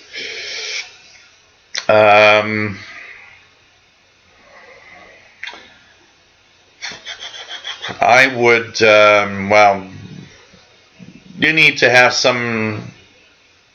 You need to have some sort of course, of connector so that you can actually, you know, have it connected to that RSP1A. But the problem with the AN200 connected to a to an SDR like that would be that it will amplify a lot of the noise. Remember one thing, that SDR, the RSP1A, is good and pretty quiet, but it's still a computer device, and it's still connected through a USB cable on your computer.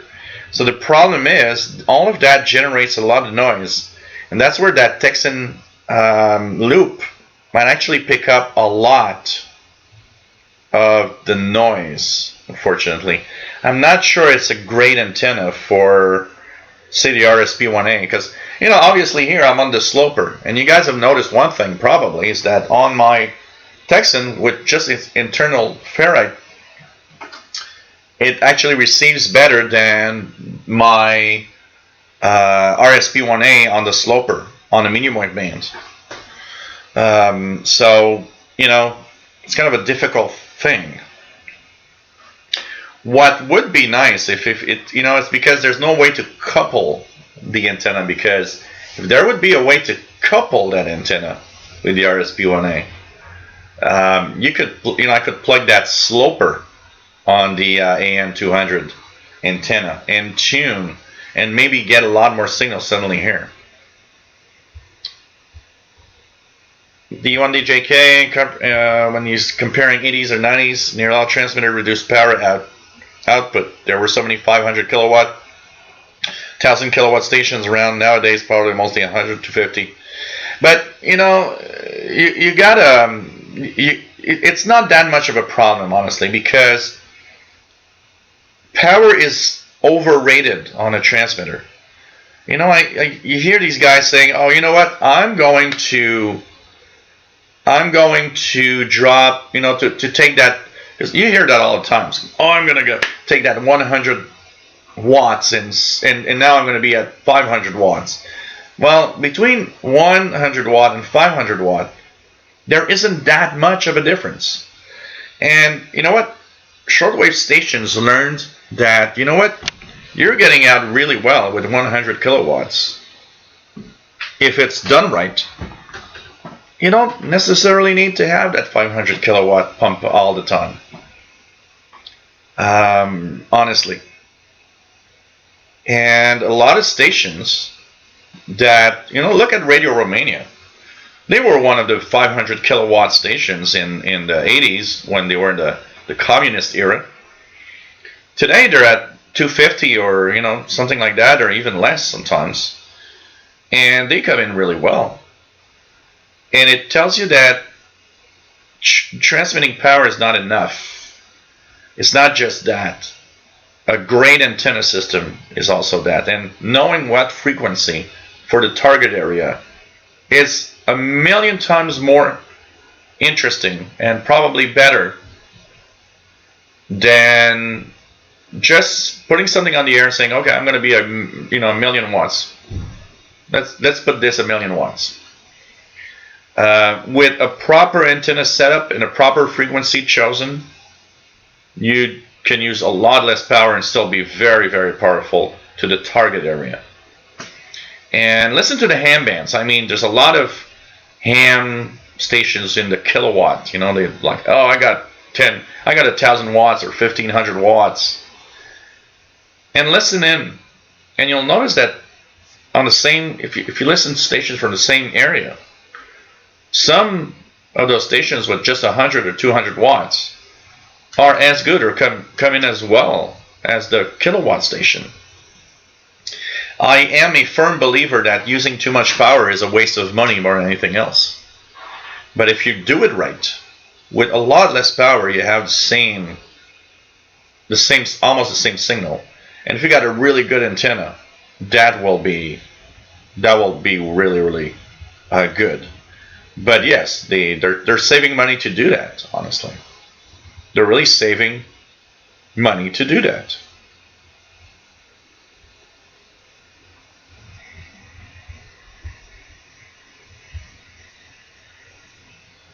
Mush says, if you look up CFCX QSL images, I have that CFCX blue QSL with the broadcast building. Okay, let's go here. And let's do a little something here.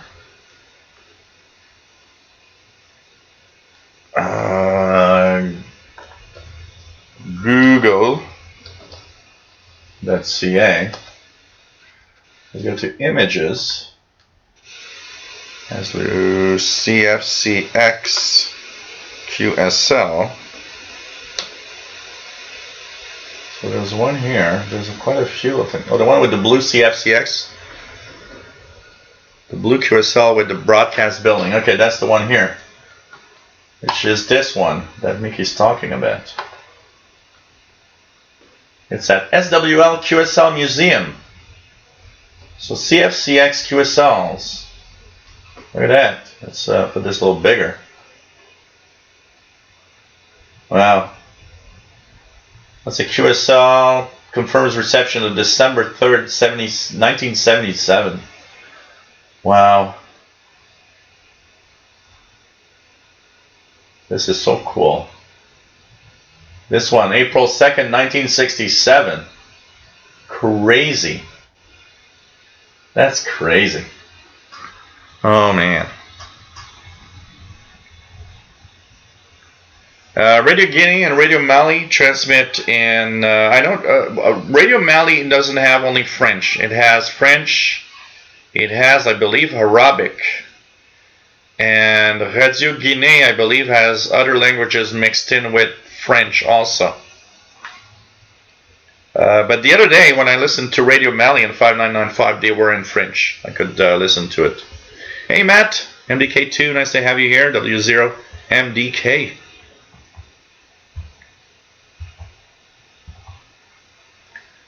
D1 DJK, very interesting show tonight. Nice topics. Interested in? Yeah, it's nice. Absolutely, it's a lot of fun. Al Catalan says, I often listen to Media Wave in my car, and when I pass under bridges on the highway, I like how the radio is losing the signal. Yeah, that and going below power lines. If you have any power lines overhead and you're on the highway and you get under these power lines, you often have that signal kind of fade out and then come in, or some kind of weird buzzing noise in the radio because it's kind of overloaded by the magnetic field of the wires overhead. Pretty crazy. The one DJK AM shines at night. Nobody would suppose there are some big boys gone. It's full of stations in Europe. So many people, and that's something that I'm always amazed, and shows you how people don't really tune around their radios. Because when I was younger, so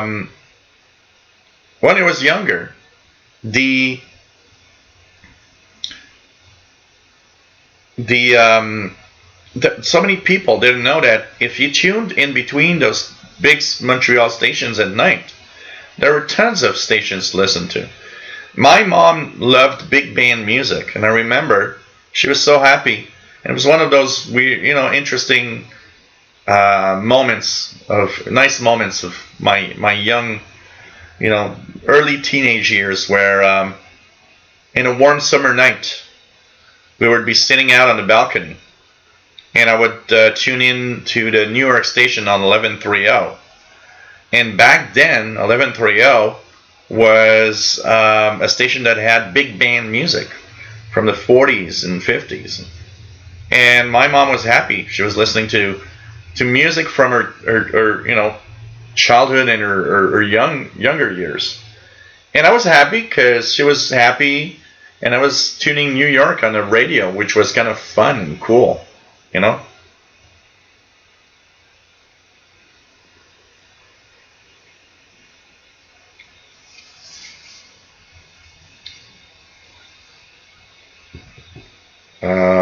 HF Zone, what about ferrite cable sleeves and RF noise cloth to dampen the noise between the SDR and the loop antenna?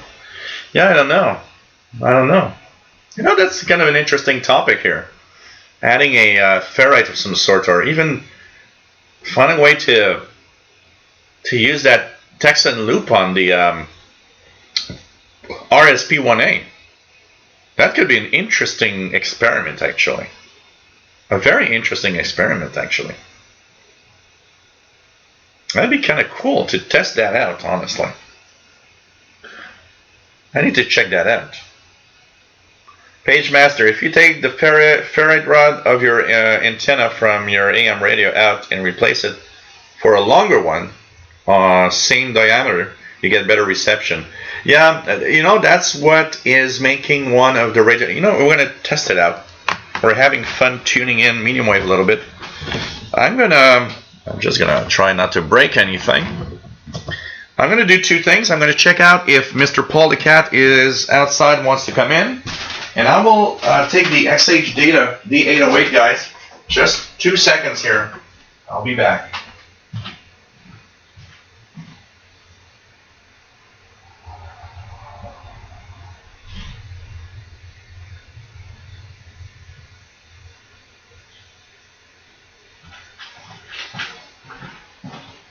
I'll leave the door open, so if Mr. Paul the Cat actually does come in, we'll check that out.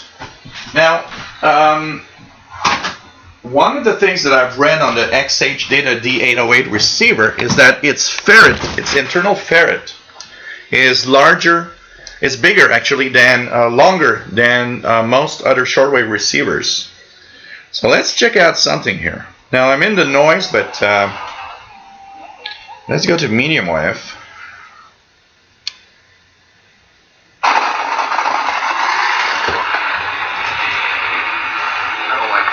So this is 620.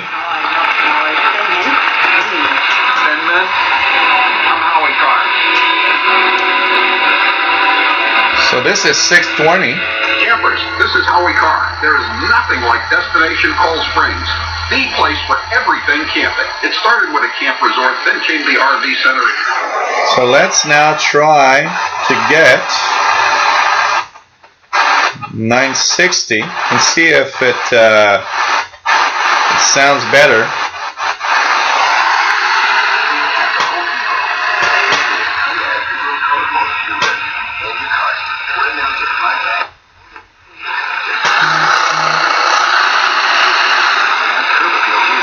Sorry if I put my arms up, but let's try to avoid the noise.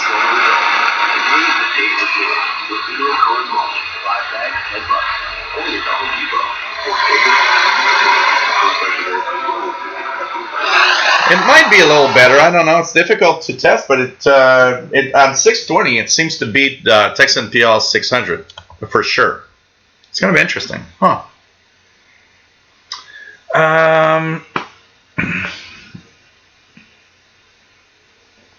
Yeah, D1DJK, but there's a lot more complexity than that, because 50 kilowatts or 500 kilowatts with the same setup, 3S levels, but a more efficient antenna with 50 kilowatts can bring that signal almost to that 500 kilowatt level also. There's so many things. Like Driver Film Shortwave says, you can have all the power in the world.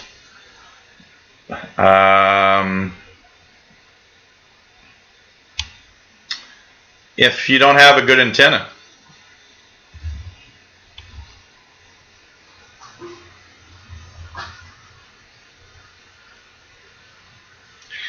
Because technically, Hal Catalan, the ferrite antenna, a long wave loop should have more turns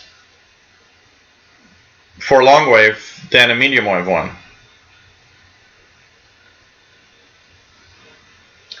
As Matt says, takes 4 times power to increase signal from S8 to S9 per one of the questions on the general ham license exam. So 4 times power. That's a lot. And one S unit ain't going to make much of a difference, honestly. So, you know.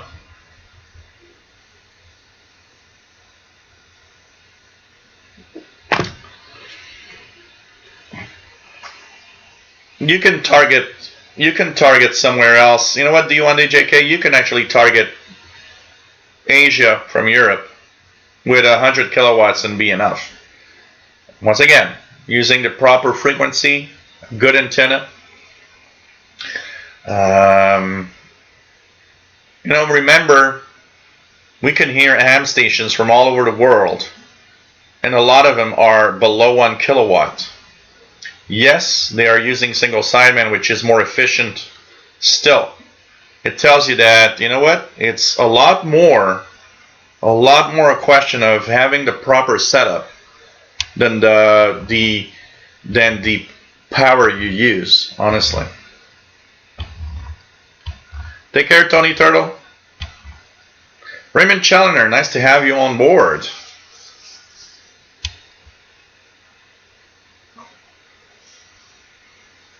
Olivia, nice to have you on board, my friend. Bonjour, Olivia.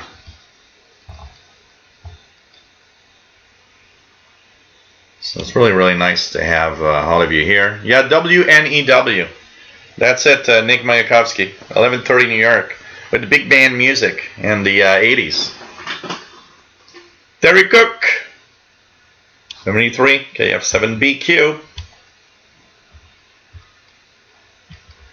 Brent says a great show. Don't forget to thumbs up. And by the way, if you want to help out, you can give a donation via PayPal at paypal.me/shortwave, or the Yahoo email that I'm posting here. And you can also become a patron at patreon.com and join 11 patrons right now that are actually giving a little something every month at Radio and Computers. Be very careful the way you set it up, but I kind of prefer PayPal for that reason. But it's I want to thank everybody for and thanks for the donations, my friend. Well, I opened the okay, let's just go through, because I jump from one place to the other very often. Let's just go through the proper setup here. So Nick Mayakovsky says Milkman's Matinee from midnight to dawn on WNEW. You know, that brings back a memory of a warm, really hot summer night. You know, when it's so hot. And when I was young, we didn't have any air conditioning. But it's so hot, you can't sleep. So the place to be is on the balcony outside, because it's cooler outside. And my mom was there too, because she couldn't sleep either. And I would just turn on WNEW on 11:30, listen to big band music. And that brings me back some cool memories of my teenage years. On a warm summer night in like 1984 and 1983 or something. Just enjoying, summer like a teenager, like a kid can enjoy summer, honestly, So the door is open in the backyard, which means that two things can happen.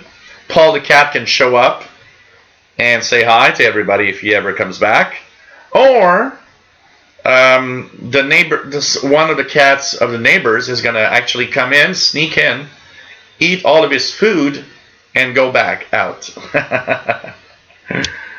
Rufus Newt says, my cat Marley is missing Paul. Oh, man. Yeah, 620 was way stronger than a D808. Absolutely. Absolutely. Yes, Mr. Paul, you may feed me now. Come on, human. I got a great picture here I got to show you guys. I took this, I was on the balcony in front, and I took this picture of Paul and me on the balcony today. And it's a very, very, very nice picture. So he was sleeping on the balcony and with his head on my arm. So this is what it looked like. Really, really was a cute moment. I was like, oh man.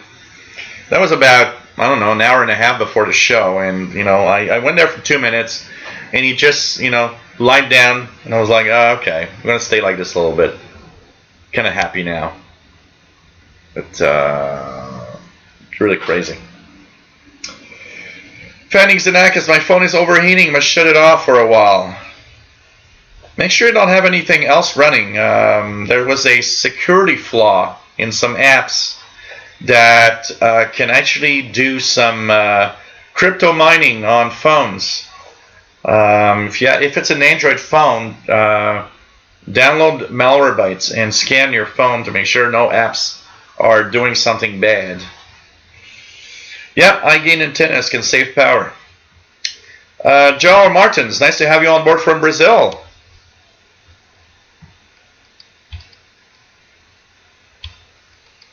$96.90 is supposed to be, whoops, wrong place.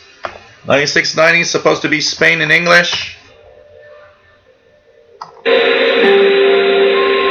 There's some music right now. Not bad of a signal, but maybe not as good as I'm used to.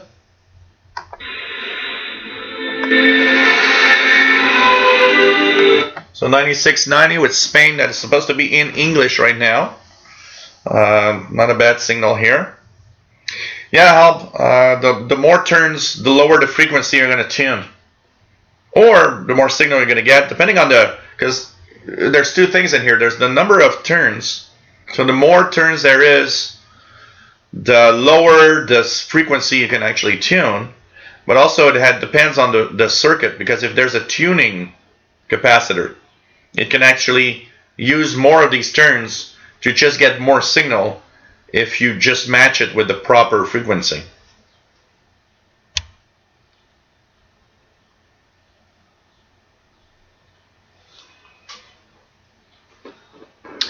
Raymond Challoner says Turkey on 9830. Let's check it out here. 9830.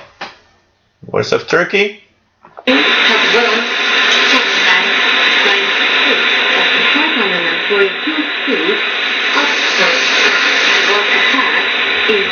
More for the tournament A2 before in 2048.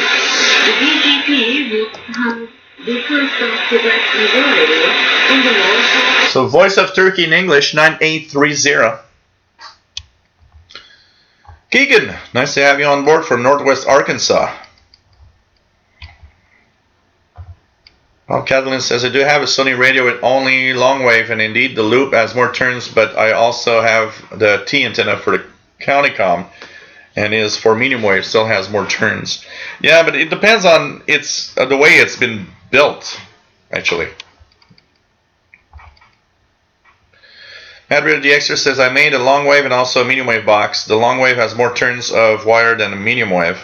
It makes sense as lower frequencies require more long wire than higher target frequencies. Yeah. 88 Fahrenheit. It's warm everywhere except here. The only JK says, you'll compare how you listen to BBC in the 80s and 90s with Simpos of 4.5 and nowadays mainly with Max 2.4. They no longer transmit with their high power in other directions. But that said, you know what, D1 DJK? I hear the BBC at 0000 hours UTC. At 0 hours UTC here in Montreal, lower power. It's not even directed towards me, but it's from Wofferton, UK. And I can tell you that many evenings, that signal is almost as strong as the signal they would give in the 80s.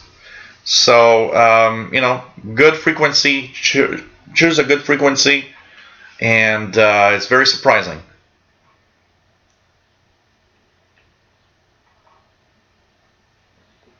Yeah, Matt, no air conditioning in Montreal, and when I was young. Actually, air conditioning, the first time I lived in a place with air conditioning was when I actually started living alone here. When I moved here, that's when I bought air conditioning, because I thought, oh man, I don't mind too much not having air conditioning in the daytime, but for sleeping, it's kind of essential. But when I was young, there was no air conditioning. And it's funny because I don't know if it's because I'm getting older, but I seem to have less memories of, being too hot to sleep or whatever when I was a teen than today as I'm 50 years old. I don't know. It's like as if my body today has more difficulty with really hot days. Shitty Pyro 90, nice to have you on board. Anything else? That's going down.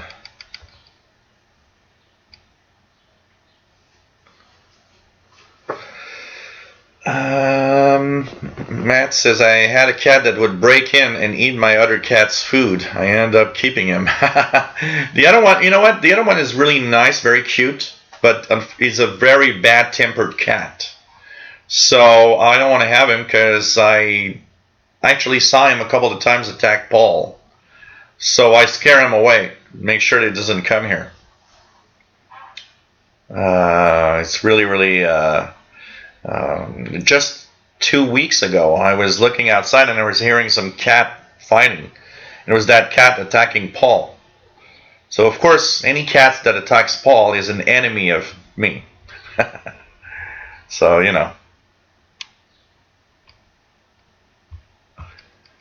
Yeah, cool pick. Absolutely. Rufus Newt, 9690, decent. Cool. Keegan has all reception on his Ethan Grundig Edition Field BT radio. Internal antenna. Rufus Newt says 9830 is good. Keegan says 9690 S1.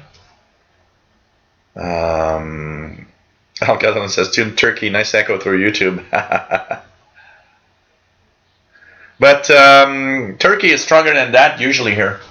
It's not very strong tonight. I don't know if it's the low solar flux. It's much, much better than that usually. This is not the best I've heard of Voice of Turkey. Yes, Al Catalan, VHF UHF show tomorrow 20 UT on the VHF UHF channel. Absolutely. Rufus Newt only keeps AC in the bedroom. I, for 10 years, a good 10 years, had only AC, air conditioning in my bedroom also. Because that's where I wanted to, and in the really, really hot days, I would sometimes just go in the bedroom and watch TV or something. But because I do work mainly from here now with YouTube videos, I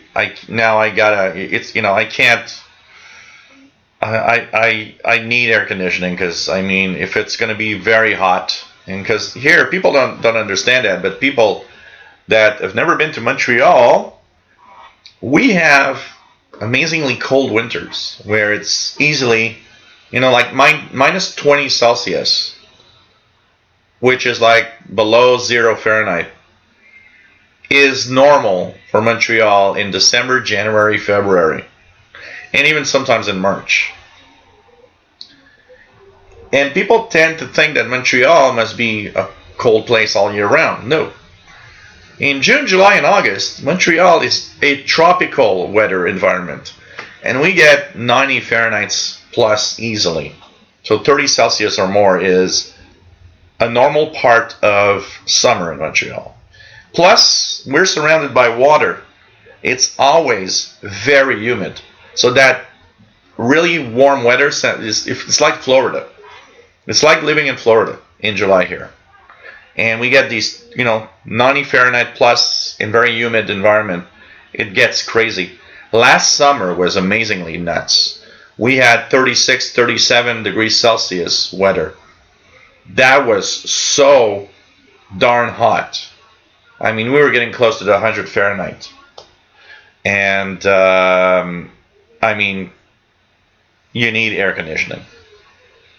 So it's, tropical weather in the summer and Arctic weather in the winter. So we got really, really a lot of extremes here in Montreal. And a good chunk of Canada pretty much like that.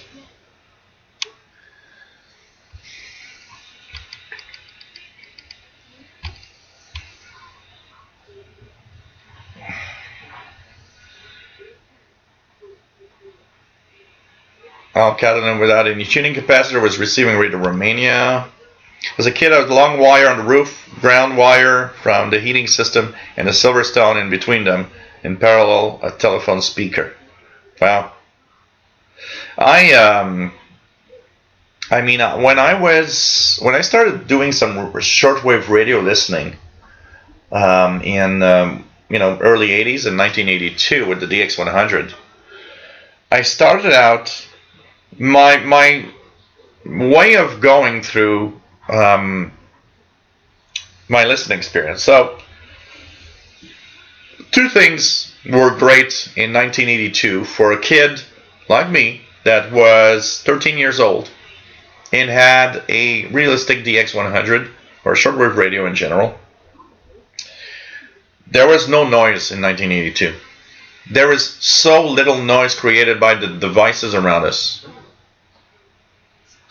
That plus I started out with the little telescopic in the back of the DX100 because it comes with a telescopic width. But the manual clearly explained, and the manual was simple, not a lot of pages, but it actually told you what you could hear and how you can hear it better. Back then manuals were very, very well done. They would tell you exactly how, where, and when to listen to. Of course, they had these outdated lists of stations that 90% of them weren't on that frequency anymore, but it made me understand what I could listen to, and I think that's the most important part, and that's the bad thing about radios today. So today you'll get, a radio like this, and I'm not even talking about Chinese radios. I mean, a Sony. You get a Sony 7600. That thing comes with like 3 pages, or 4 pages. It just says, tune this, you can tune that, these are the frequencies, this radio can do that, it has single sideband, and for the rest is like, just, try to understand how it works. Take care. Thanks for buying, and just try to understand it. Which is a very, very, very bad thing for a shortwave radio, because you don't know what's out there, and you don't know where everything is. The DX100 came with a manual that told me that, okay, this is a shortwave radio. You can listen to broadcasts from all over the world. So that's the first thing. It was like, oh, this is so cool. Then it told me, oh, there's not just that. There's amateur radio stuff in these frequency ranges. There's utility stuff, aeronautical, maritime on these frequency ranges. I was like, oh man, I learned there was a lot of stuff on shortwave. And it actually told me the differences between listening in the daytime, the nighttime, having an outboard antenna, and what QSL cards are all about, and you can actually get a QSL from a station. I learned all of that through that, 10 or 12 page manual, because it explained it quickly, but well enough that I understood, okay, this is the capability of what we could do here. Now, let's try to find those signals. And that was really, really great, because coupled with low noise, telescopic was already good, because back then there were tons of stations. But, at the same time they were saying, oh, if you could put an outdoor antenna and so on. And, you're a kid. I was 13 years old, so the first thing you do is not to put 200 feet of wire outdoors. It's like, yeah, I don't know what to do with an outdoor antenna. I don't know what the hell. But my first thing that I did, and because I was doing a lot of little electronics project back then, of course I always had a reel of like 100, 200 feet of wire, copper wire. I took out one of the reels of copper wire that I had, and I thought, okay, what could I do? And I remember I cut a piece of wire and put it on the ceiling with tape, which my mom was really happy to see. And I had maybe, 25 feet, 30 feet of wire taped to the ceiling in a straight line. and I plugged that out on the radio. And that first night that I did that, the first ever night that I did that, I was tuning around 21 megahertz. And bam, there's a station in English. The only station on that frequency range at that time. It's in the evening, in the summertime. Thanks to high solar activity, high maximum usable frequencies, things I did not understand back then, I had no idea existed. I listened and listened, and I've been listening. I remember I've been listening for like a half an hour and wondering, what is that station? You know, back then there's no internet. You're not going to go and type, 21740 at 0230 UTC. What is that station? You have no idea. You have no idea. I had no books, no info of any schedules. And I remember my parents were sleeping. It was a weekday in the summer. And of course, as a teen in the summertime, you stay up late. You have no school in the morning.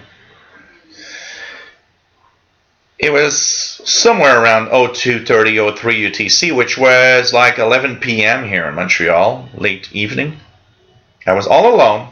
I had my earphones on. And then I heard, this is Radio Australia. And I was like, filled with a sense of amazement and almost disbelief, because it's like, am I really listening to Australia with that little radio here in Montreal? We're kind of the opposite side of the planet. I just couldn't believe it. And I remember I listened to it like for an hour and a half at least before going to bed and being amazed. I was going to bed and I was still like all excited, but I just heard Radio Australia. But all the things were perfect back then for a great hobby, because I had the explanations, low noise. And of course, the next step was, wow, if I can get Australia with that wire, I need to put up some more wire outdoors and really get a lot of wire outdoors. And I remember looking at how I could put 100 feet of wire where I lived. And that was the fun part of listening to shortwave back then. And you know, I got to say, I have to thank whoever made the manual for that radio. Because back then, manuals explained stuff.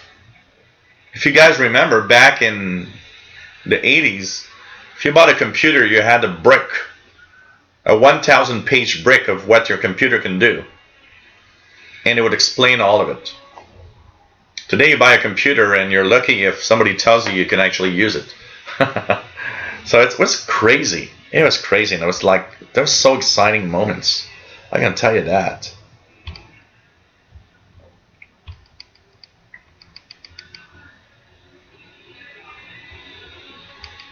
So yes, a VHF UHF show tomorrow.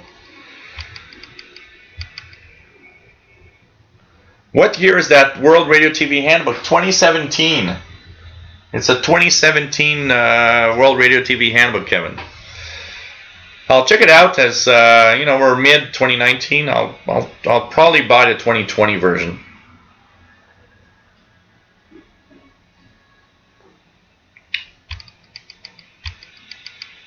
Raymond Challenger has 7260. By the way, there's a few extra broadcasts from Iran with no modulation because of the Ramadan. They have like tons of transmissions, special transmissions. David says, Barcelona says it's very humid too in the summer, but their temperatures are pretty warm also all year round.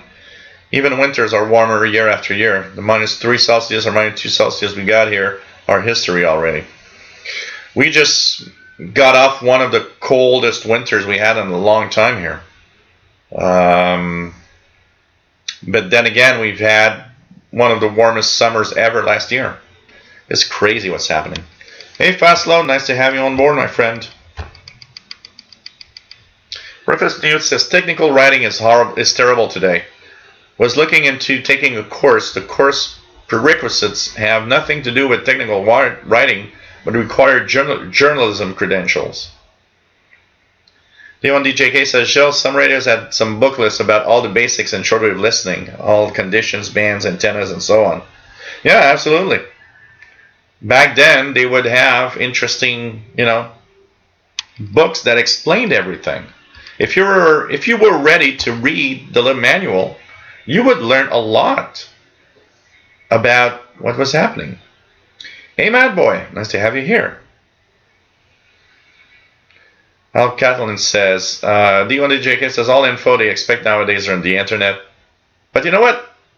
The problem is most people don't have that logic of going on the internet. And, we are a special breed. A lot of people do this. We do this. You guys know I exist because you guys had some way, or were using the internet in such a way that you've learned that there's this guy from Canada does live YouTube shows. But a lot of people don't have that side to them of, oh, let's go on the internet and search for what I just have now, It's crazy.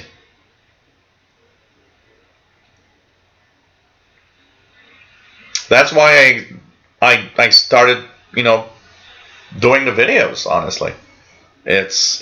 Well, people need information, honestly, of what's happening, So it's crazy.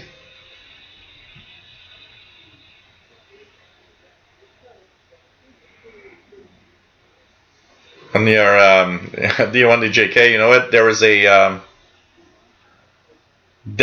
a German club in the 80s that had every month they had a book out with the latest schedules for shortwave stations.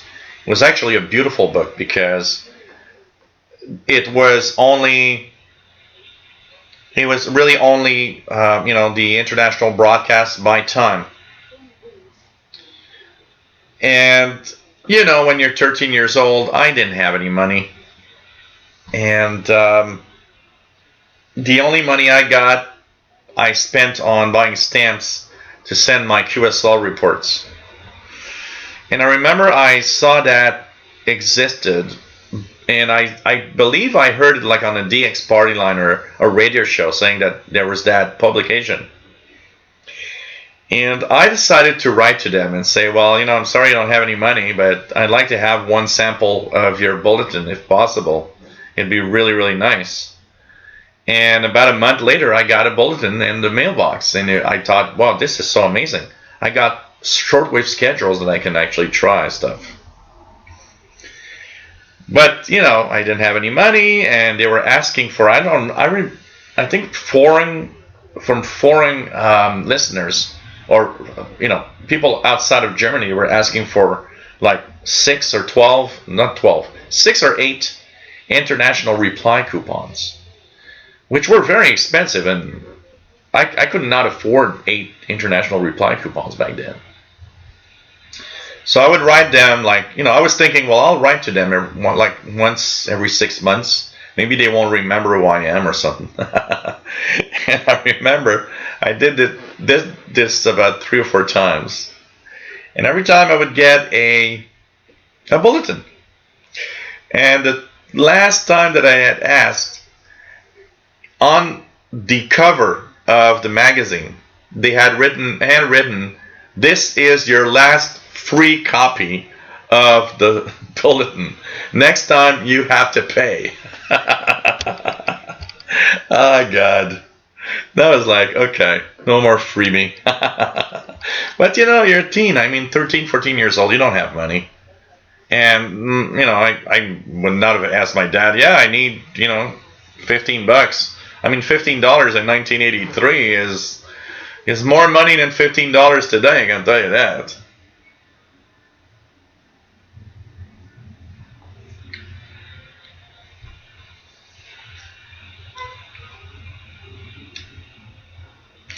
Well, you know what, D1DJK? Rich countries don't see why shortwave should continue existing. And poor countries are in the areas around the world where shortwave broadcasting is a must. Because there's a big chunk of the population in Africa and Asia that shortwave radio is the only way they get news and information. So, you know.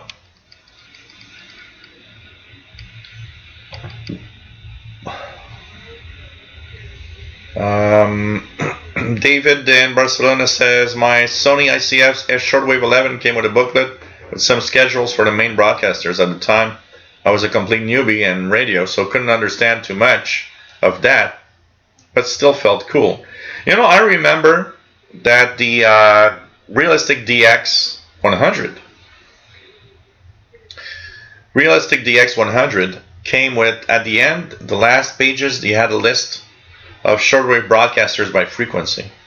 And I remember looking at that list and finding it so cool that there were stations from, you know, Venezuela and Guatemala, and it was just so exotic for me, and you know, Mauritania and Algeria and South Africa and, you know, Zimbabwe. It was like, wow, this is so exotic, you know, just crazy. I remember the first time I heard Radio RSA from South Africa. That was nuts. I mean, that was really some amazing broadcast. Somebody asked me the other day what were some of the most memorable stations you ever heard on the shortwave bands. And if I had to choose some of the most memorable stuff when I was young, of course, HCJB in Quito, Ecuador was one of those stations that probably was one of the most amazing for me back then. And, you know, yeah, HCJB was a religious station. We gotta say what it was. It was a station that wanted to, you know, try to convert you into being a Christian. But at the same time,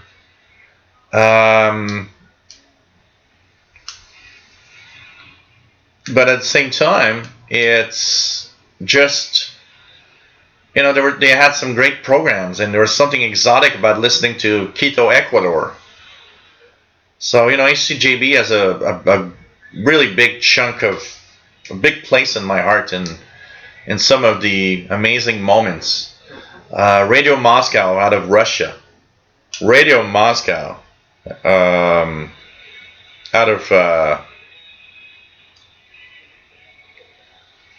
of Russia was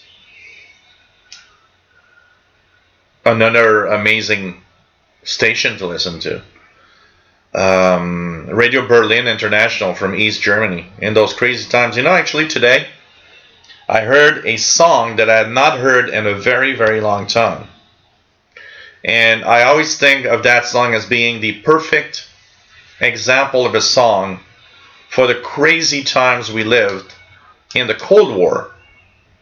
And it was Russians by Sting. I had my phone on shuffle while I was taking a walk, and it actually shuffled Russians from Sting. And I was listening to that and I was like, wow, that song is expressing the hysteria, the amazing moments we lived through in that period of time when the Cold War was still going on. Radio Berlin International is an example of what that was at that time. It was a crazy time, honestly. I mean, if we go here, let's go back here and go to YouTube. Let's try not to go to YouPorn.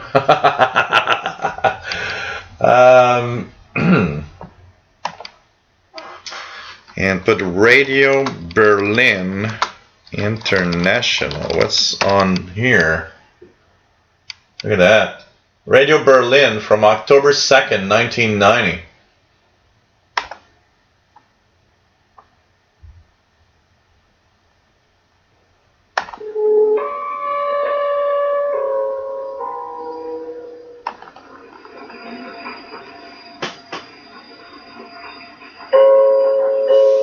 That's the interval signal. You're tuned to Radio Berlin International, the voice of the German Democratic Republic, with a program of news, current affairs and features for listeners in Europe. Here begins with the news.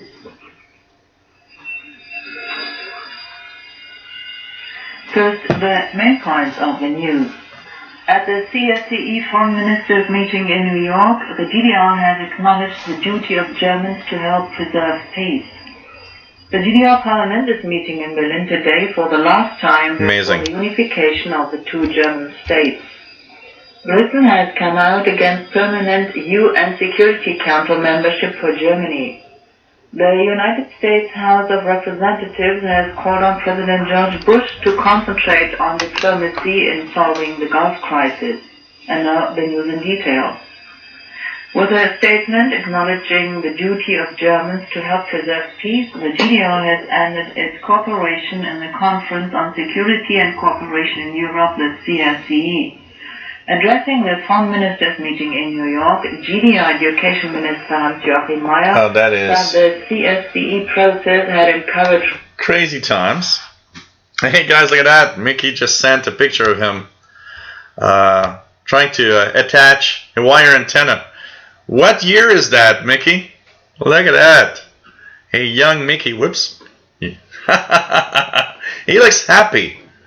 He's putting up an antenna. Of course, I was happy too when I was doing these things. Going up and putting an antenna wire somewhere or attaching an antenna to it, It was always a fun moment. Always a fun moment.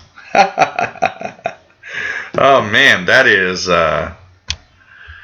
that's getting us nostalgic a little bit. Yeah, but the U1DJK was still part of that old time, listening to the station of listening to Radio Berlin, and they would send so much stuff. I remember getting tons of things on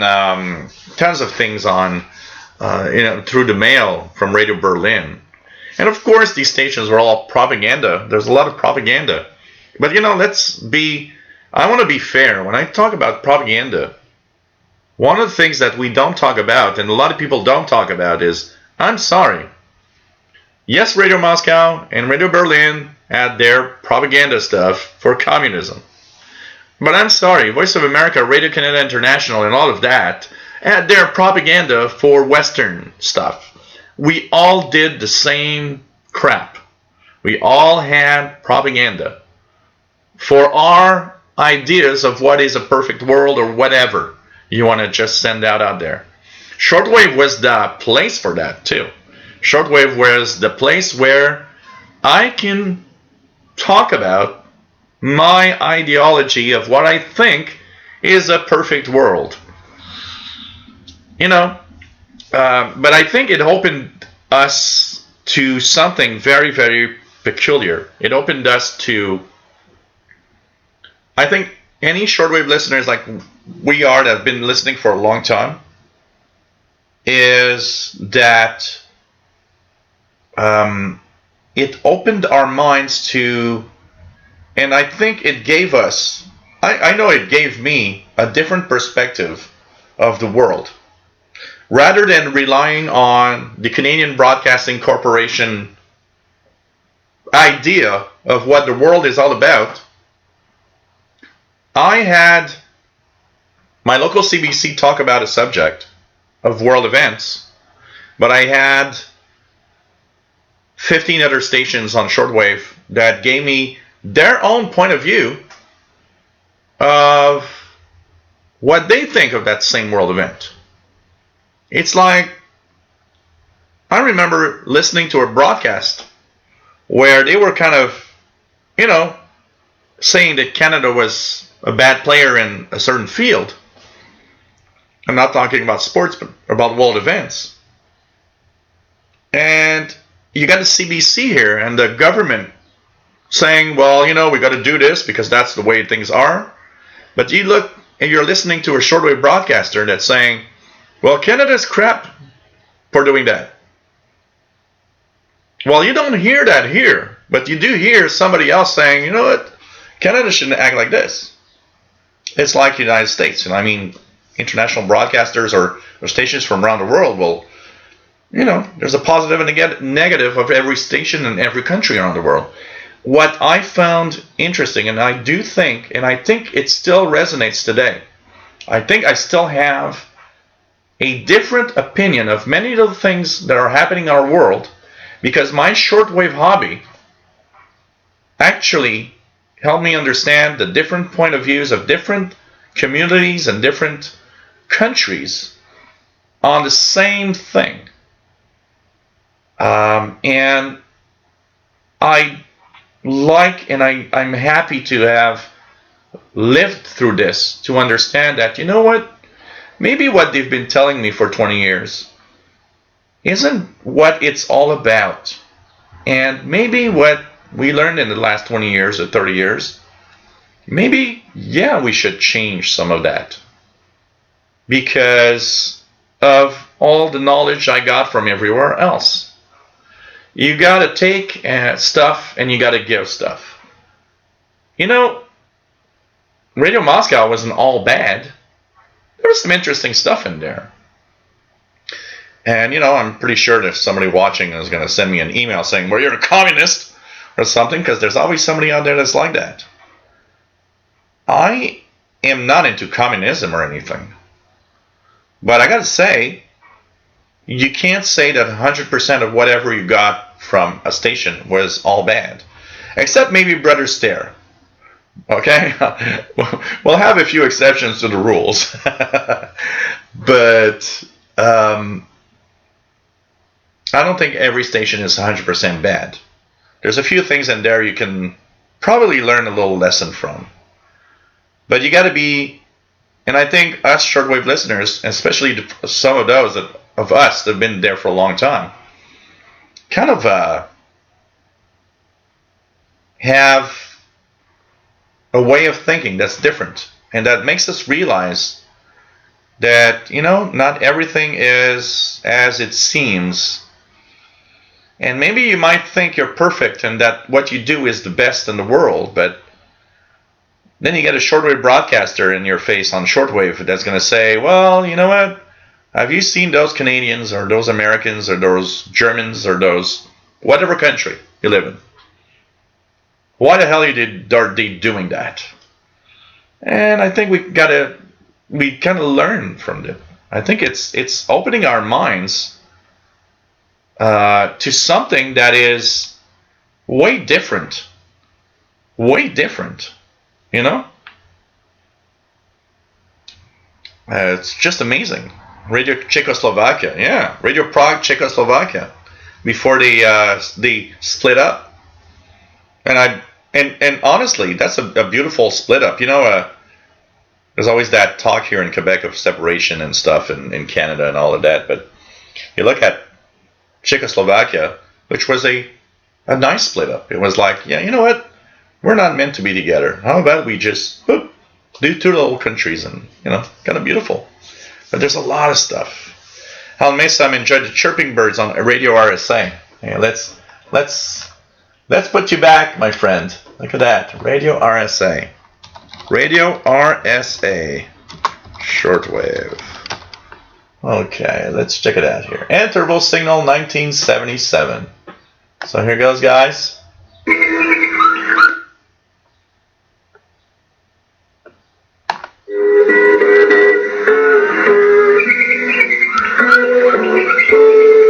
Hey, Mike Sestrong, nice to have you here.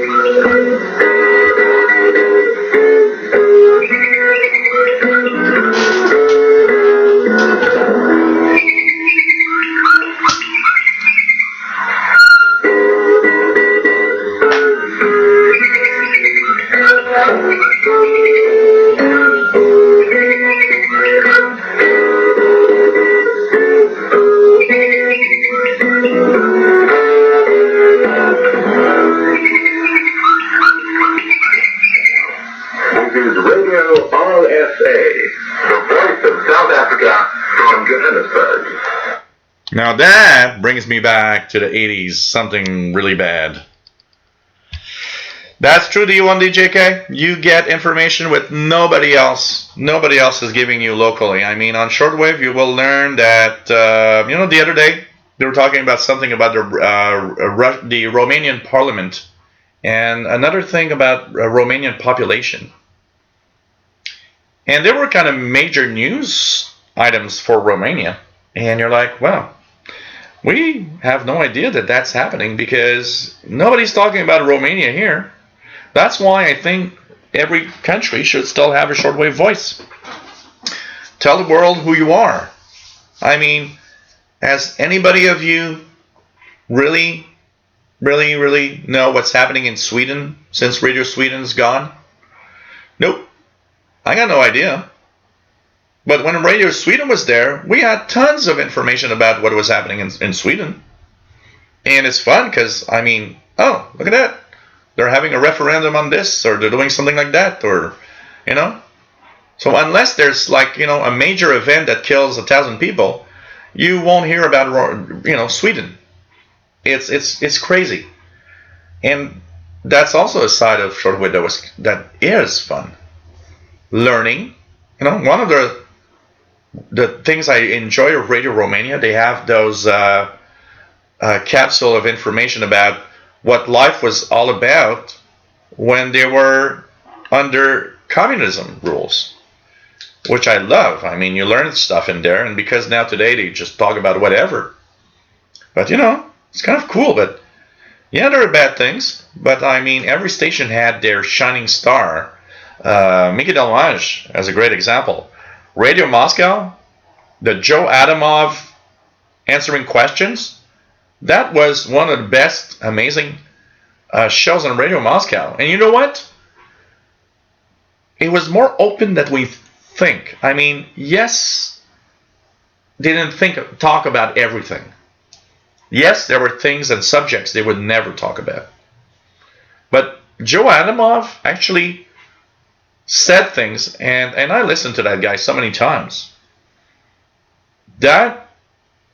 There's so many times that he actually answered questions that I thought they would never answer, and answer them, of course, probably with a certain way of giving information, so it looks pretty, pretty nice for Russia, for the USSR. But still, there was a lot of questions answered that was like, oh wow, they actually are answering. So this is Joe Adamov, Radio Moscow. There must be some recordings out there. Yeah, Moscow mailbag. Here we go.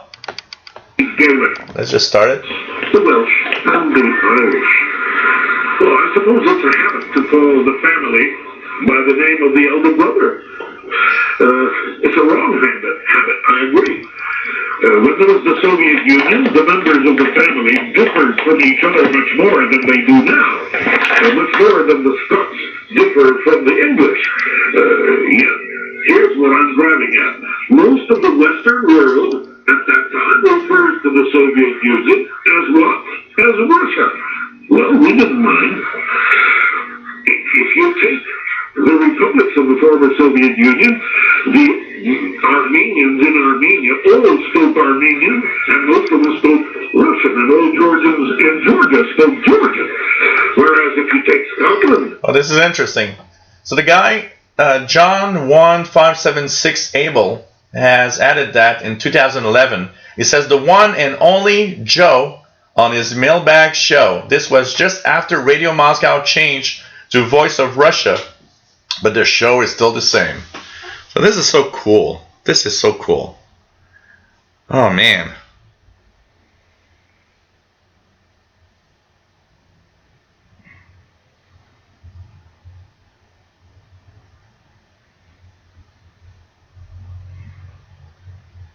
By the way, thanks guys for the donations today. Much appreciated.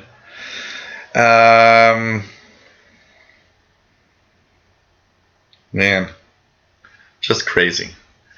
Radio Moscow was everywhere. Look at that. Okay, we're going to listen to... If you guys want to see what shortwave broadcasts were all about back then, Listen to the number of frequencies they are going to announce. This is from 1981, okay? And you're going to have an amazing amount of frequencies announced here. Would like to inform our North American listeners that 9.70 megahertz and a 31 meter band is now available.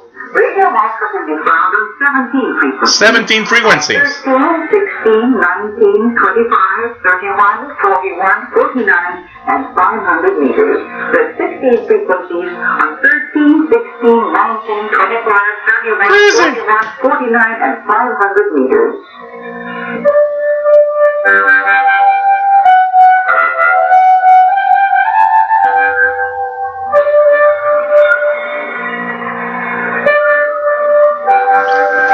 Brings back memories.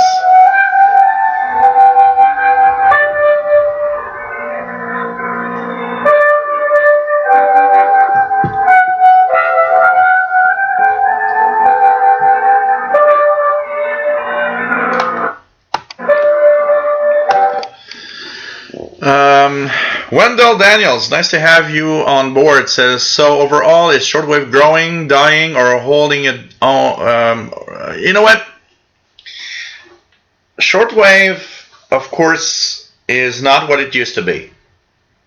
But there's one thing that's kind of interesting. And it's the fact that it's actually kind of holding on right now. So we had the big shortwave that we knew from the 60s, 70s, 80s, part of the 90s. 90s was the decline phase of shortwave broadcasting. But if you look in recent years, honestly, if you look in recent years, there isn't much of a decline. Actually, here in North America, and that's where we got to thank these stations. You know, I always say, don't forget to thank WRMI or WHRI for Voice of Vietnam, or let them know that you appreciate that there's relays. Because honestly, 10 years ago, maybe a little less, let's say 6 or 7 years ago, shortwave was such on the decline in North America that even I probably doubted that I would continue into the hobby because of all of it. Then WRMI purchased the WRFR Family Radio Okeechobee transmitter site in Florida. And for a while, they were kind of searching who they were and what they were going to do with it, because it's a major transmitter site in the world. And they started having all the relays. All of the relays. Mm-hmm. So all of that meant that we started having, stations that were gone. Radio Prague, Radio Slovakia, Radio Ukraine. All of these stations were gone. Thanks to a relay, they're back. And I wish there would be more work, because you know what? A lot of the stations that are gone, if they knew that being relayed, for example, by WRMI is so inexpensive to when they had their own transmitter site for the shortwave broadcasts, I think a lot of them would still be on the air on shortwave. So here in North America, there's actually more stations to listen to than 5 years ago. And in Europe, shortwave isn't dead. There's a lot of stuff happening. Some of your local broadcasters there, from shortwave, shortwave relay or something, from Germany, and there's a few transmitters that are broadcasting relays of shortwave broadcasts, and over there's even more to listen to. I think we're in so there was the general dropout. I think we're in a moment where it's stabilizing into of what we are now. Okay? I don't see there's going to be that much of a decline in the next 5 or 10 years personally. I think we're going to stabilize to what this is. And yeah, there might be some difference here and there. There might be one broadcast here or there that might actually change or decide that they don't want to be on. But overall, I think in 10 years we're still going to have enough shortwave listening left. It's interesting because there's an outlook of how we deal with our hobby, and I get one of the informations I get all the time, and one of the things I get all the time from people is, well, I wanted to invest in a new shortwave radio, but now when I see that shortwave is declining, I think I'm not going to buy a new radio. Which is, I understand the point of view, but I think it's being too negative on the medium of shortwave. And you know what? A lot of the governments out there and a lot of the stations that are still on, they understand one thing, is that shortwave, yeah, for some areas around the world, it might not be what it used to be. North America, for example. But it's important to stay on. And an example there is the BBC and the Voice of America. They actually increased their shortwave outlets in the past couple of years. They kind of understood that, you know what, when we actually get out of shortwave, it's not a good thing. We need to actually get back and talk more about whatever you want to talk about. And let's be fair, shortwave today is still the same shortwave of the Cold War. And what I mean by that is the BBC, the Voice of America, and all of that just want to share their propaganda of whatever. But it shares it in a way that, there's propaganda and there's good information that people don't have. There's still a lot of countries around the world where you can't talk about anything. Because if you talk about something, you're going to get killed.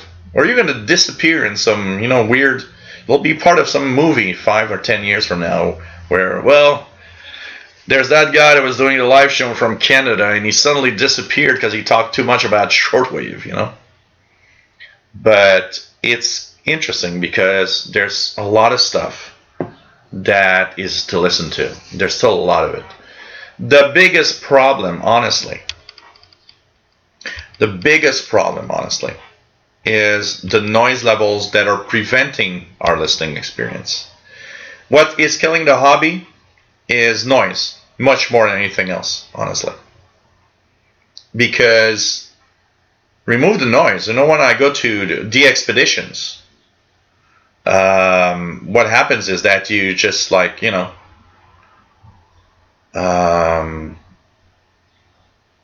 it's just so little noise, honestly, that you hear all of these stations. When I go to Perry Island, if I had that kind of reception here, I would be so happy. But here it's noisy, and for most people, and if you live in an apartment, super noisy, it's difficult to actually listen to anything. That's much more the problem of our hobby than anything else. If there would not be so much noise, I think shortwave might actually be a little better than it is now. But honestly, it's just kind of maintaining itself right now.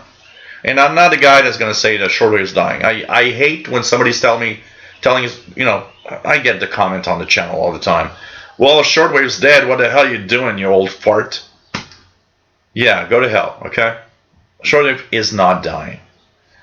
It's transforming itself, and in 50 years from now, I can bet you there are going to be some shortwave broadcasters. It's just that you've got to adjust to the fact that a lot of us are moving on to different technologies. There are some stations streaming on the internet. You know, when somebody tells me, oh, well, you got all these stations on the internet. No, you don't.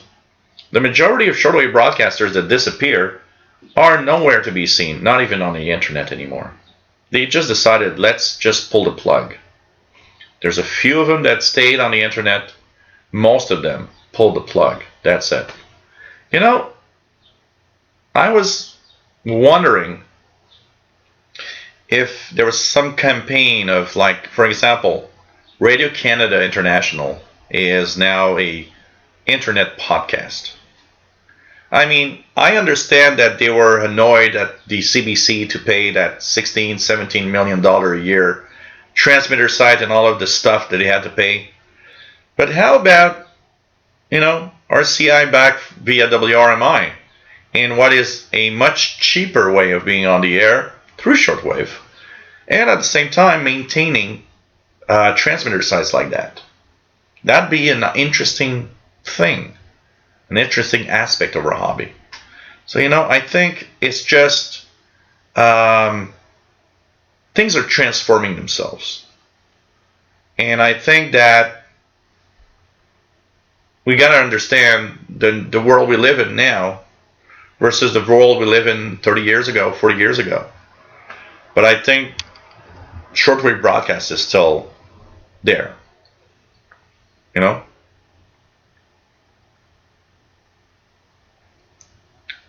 who knows? What we got to do? HF Zone has it. It says when something almost dies, it comes back, like vinyl records. You know what?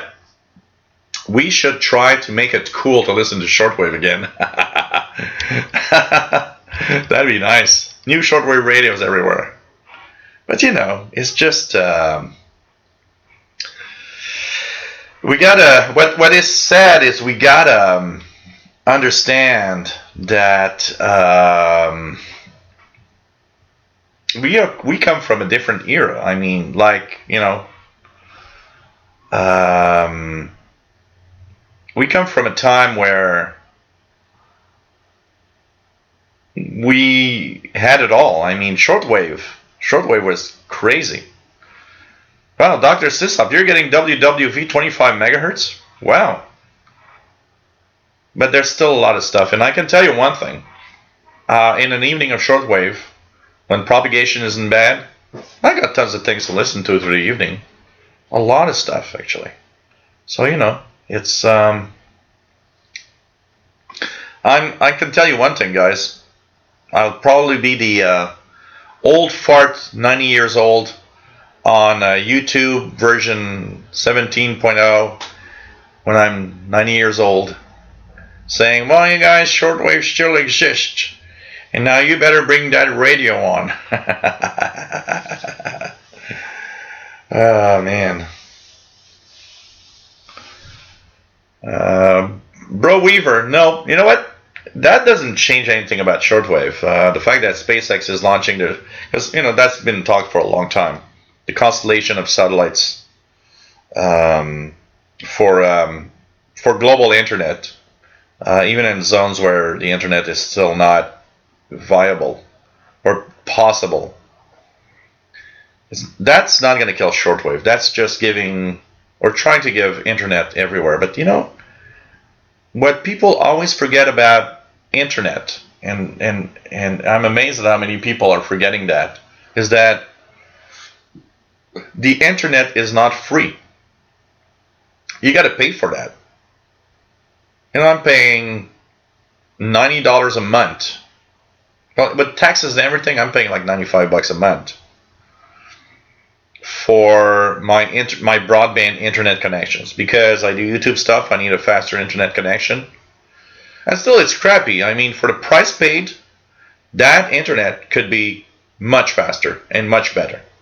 Because I'm sorry, we're getting screwed by the big ISPs. Here in Canada, at the same time. Okay, I can tell you one thing: Videotron, that I'm actually subscribed to for the internet and cable, I'm going to tell them, screw you. You know what? Because they are screwing us. And I can tell you, screw you. Okay? Because for the price I'm paying, I should have so much better. But, so if you guys are losing the signal now, it's because I screwed Videotron. My own ISP. So you know what? that constellation of satellites, it ain't going to be free. Nobody's giving anything for free. Internet access is a paid service. Shortwave is not. You listen to your shortwave radio and don't have to pay a subscription fee. And for a big chunk of the world, that is very important. We forget one thing. You know, I saw it when I was a tech guy. When I was a tech guy, I would see that everybody paid for the lowest priced internet access that they could find. And of course, they would call the tech guy because, well, you know, I watched that video and it's always like, you know, freezing all the time. Yeah, you got the crappiest internet connection. What else do you think it's going to do? But of course, the tech guy doesn't say that. Says, well, you know. Or sometimes he does. But we are living a different life from a lot of people. Never forget that. You know, what I pay here and what I do here, and I got tons of radios. I'm sorry, we are kind of living a rich life. Even if, yeah, there's richer than us. I mean, Celine Dion is much, much richer than I am. I would, if I had Celine Dion's fortune, I would own every shortwave radio that exists in every model. Probably. I would probably be thinking of purchasing, you know, some transmitter site somewhere and doing programs or something. So there's richer than us. But we got to face the fact that we're not poor either.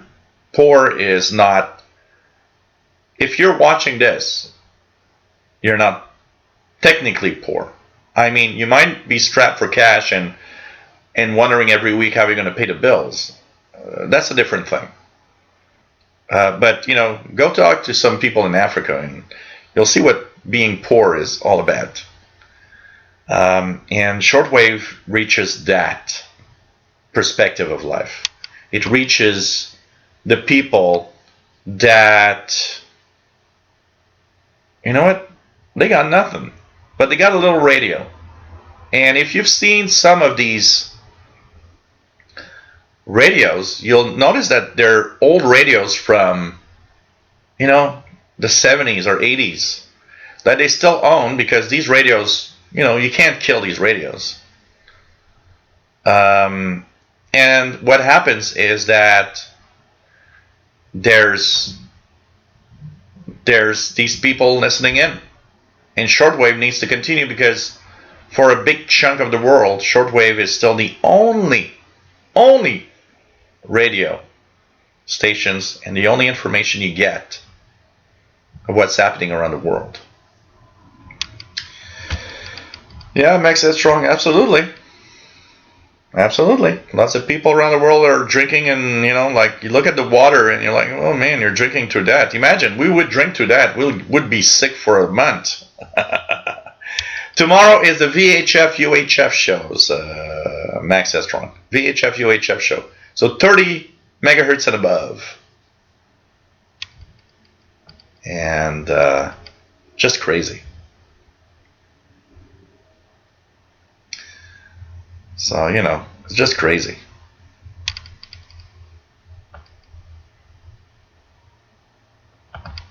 Yeah. I mean, we're getting screwed over internet and we're getting screwed over everything. But, you know. But still, we're paying and we're happy. So, hey guys. Dr. Sisop, there's, you know what? I don't even know there's still an AM station in Quebec City. I remember one station in Quebec City that I could tune on medium wave for in the 80s and 90s. But I got to say, I haven't heard anything from Quebec City in a long time. I hear stuff from Ottawa, but not from Quebec City. So, hey guys, I'm going to take it easy for the rest of the night tomorrow, VHF, UHF. I hope you enjoyed today's show. It was kind of a lot of fun, actually. And, you know, so it's been a long time since I didn't feel that fun moment of just having a pleasure to be with you guys and just, you know, chat radio. So, hey, paypal.me/shortwave, or the Yahoo email that I'm posting right now if you want to do a little donation, guys. Much appreciated. And we are, of course, going to be back tomorrow, 20 hours UTC, on the other channel, which is, I'm going to post the link here for those of you that have no idea. It's the other channel called the official VHF UHF channel. And that place is where you're going to get tomorrow's show on 2000 hours UTC. I want to thank everybody, because without you guys, I wouldn't be here. I'd be talking to myself, which I do quite regularly, I gotta say, honestly. But it's just a lot of fun to have all of you out there. Thanks for those that donated. I got some nice donations today. Thank you so much. Much appreciated. See you tomorrow, 20 hours UTC. For those of you that are either not interested in VHF, UHF stuff, or that are just not going to be here tomorrow, the next show is next week. And believe it or not, but next week, we're going to be Friday, May the 31st, the last day of May next week. What? We're already in June? Crazy. So take care, my friends. Love you all. And CFZM 740. You know why? Maybe I didn't get that one, Almesam. It's because it's close to 730. It's very, very strong. I need to try that out. So take care, my friends. Love you all. It's really a lot of fun to be here. And without you guys, I would exist in my own little radio world where nobody else exists. You know, like in the 80s when we would listen to the shortwave radio and we were like, well, we're all alone. Well, now there's a lot more. Take care, my friends. I'm getting drunk, actually. This is my third beer, and 9%. I am getting drunk. So take care. See you tomorrow, guys, and love you all. Stay safe, please.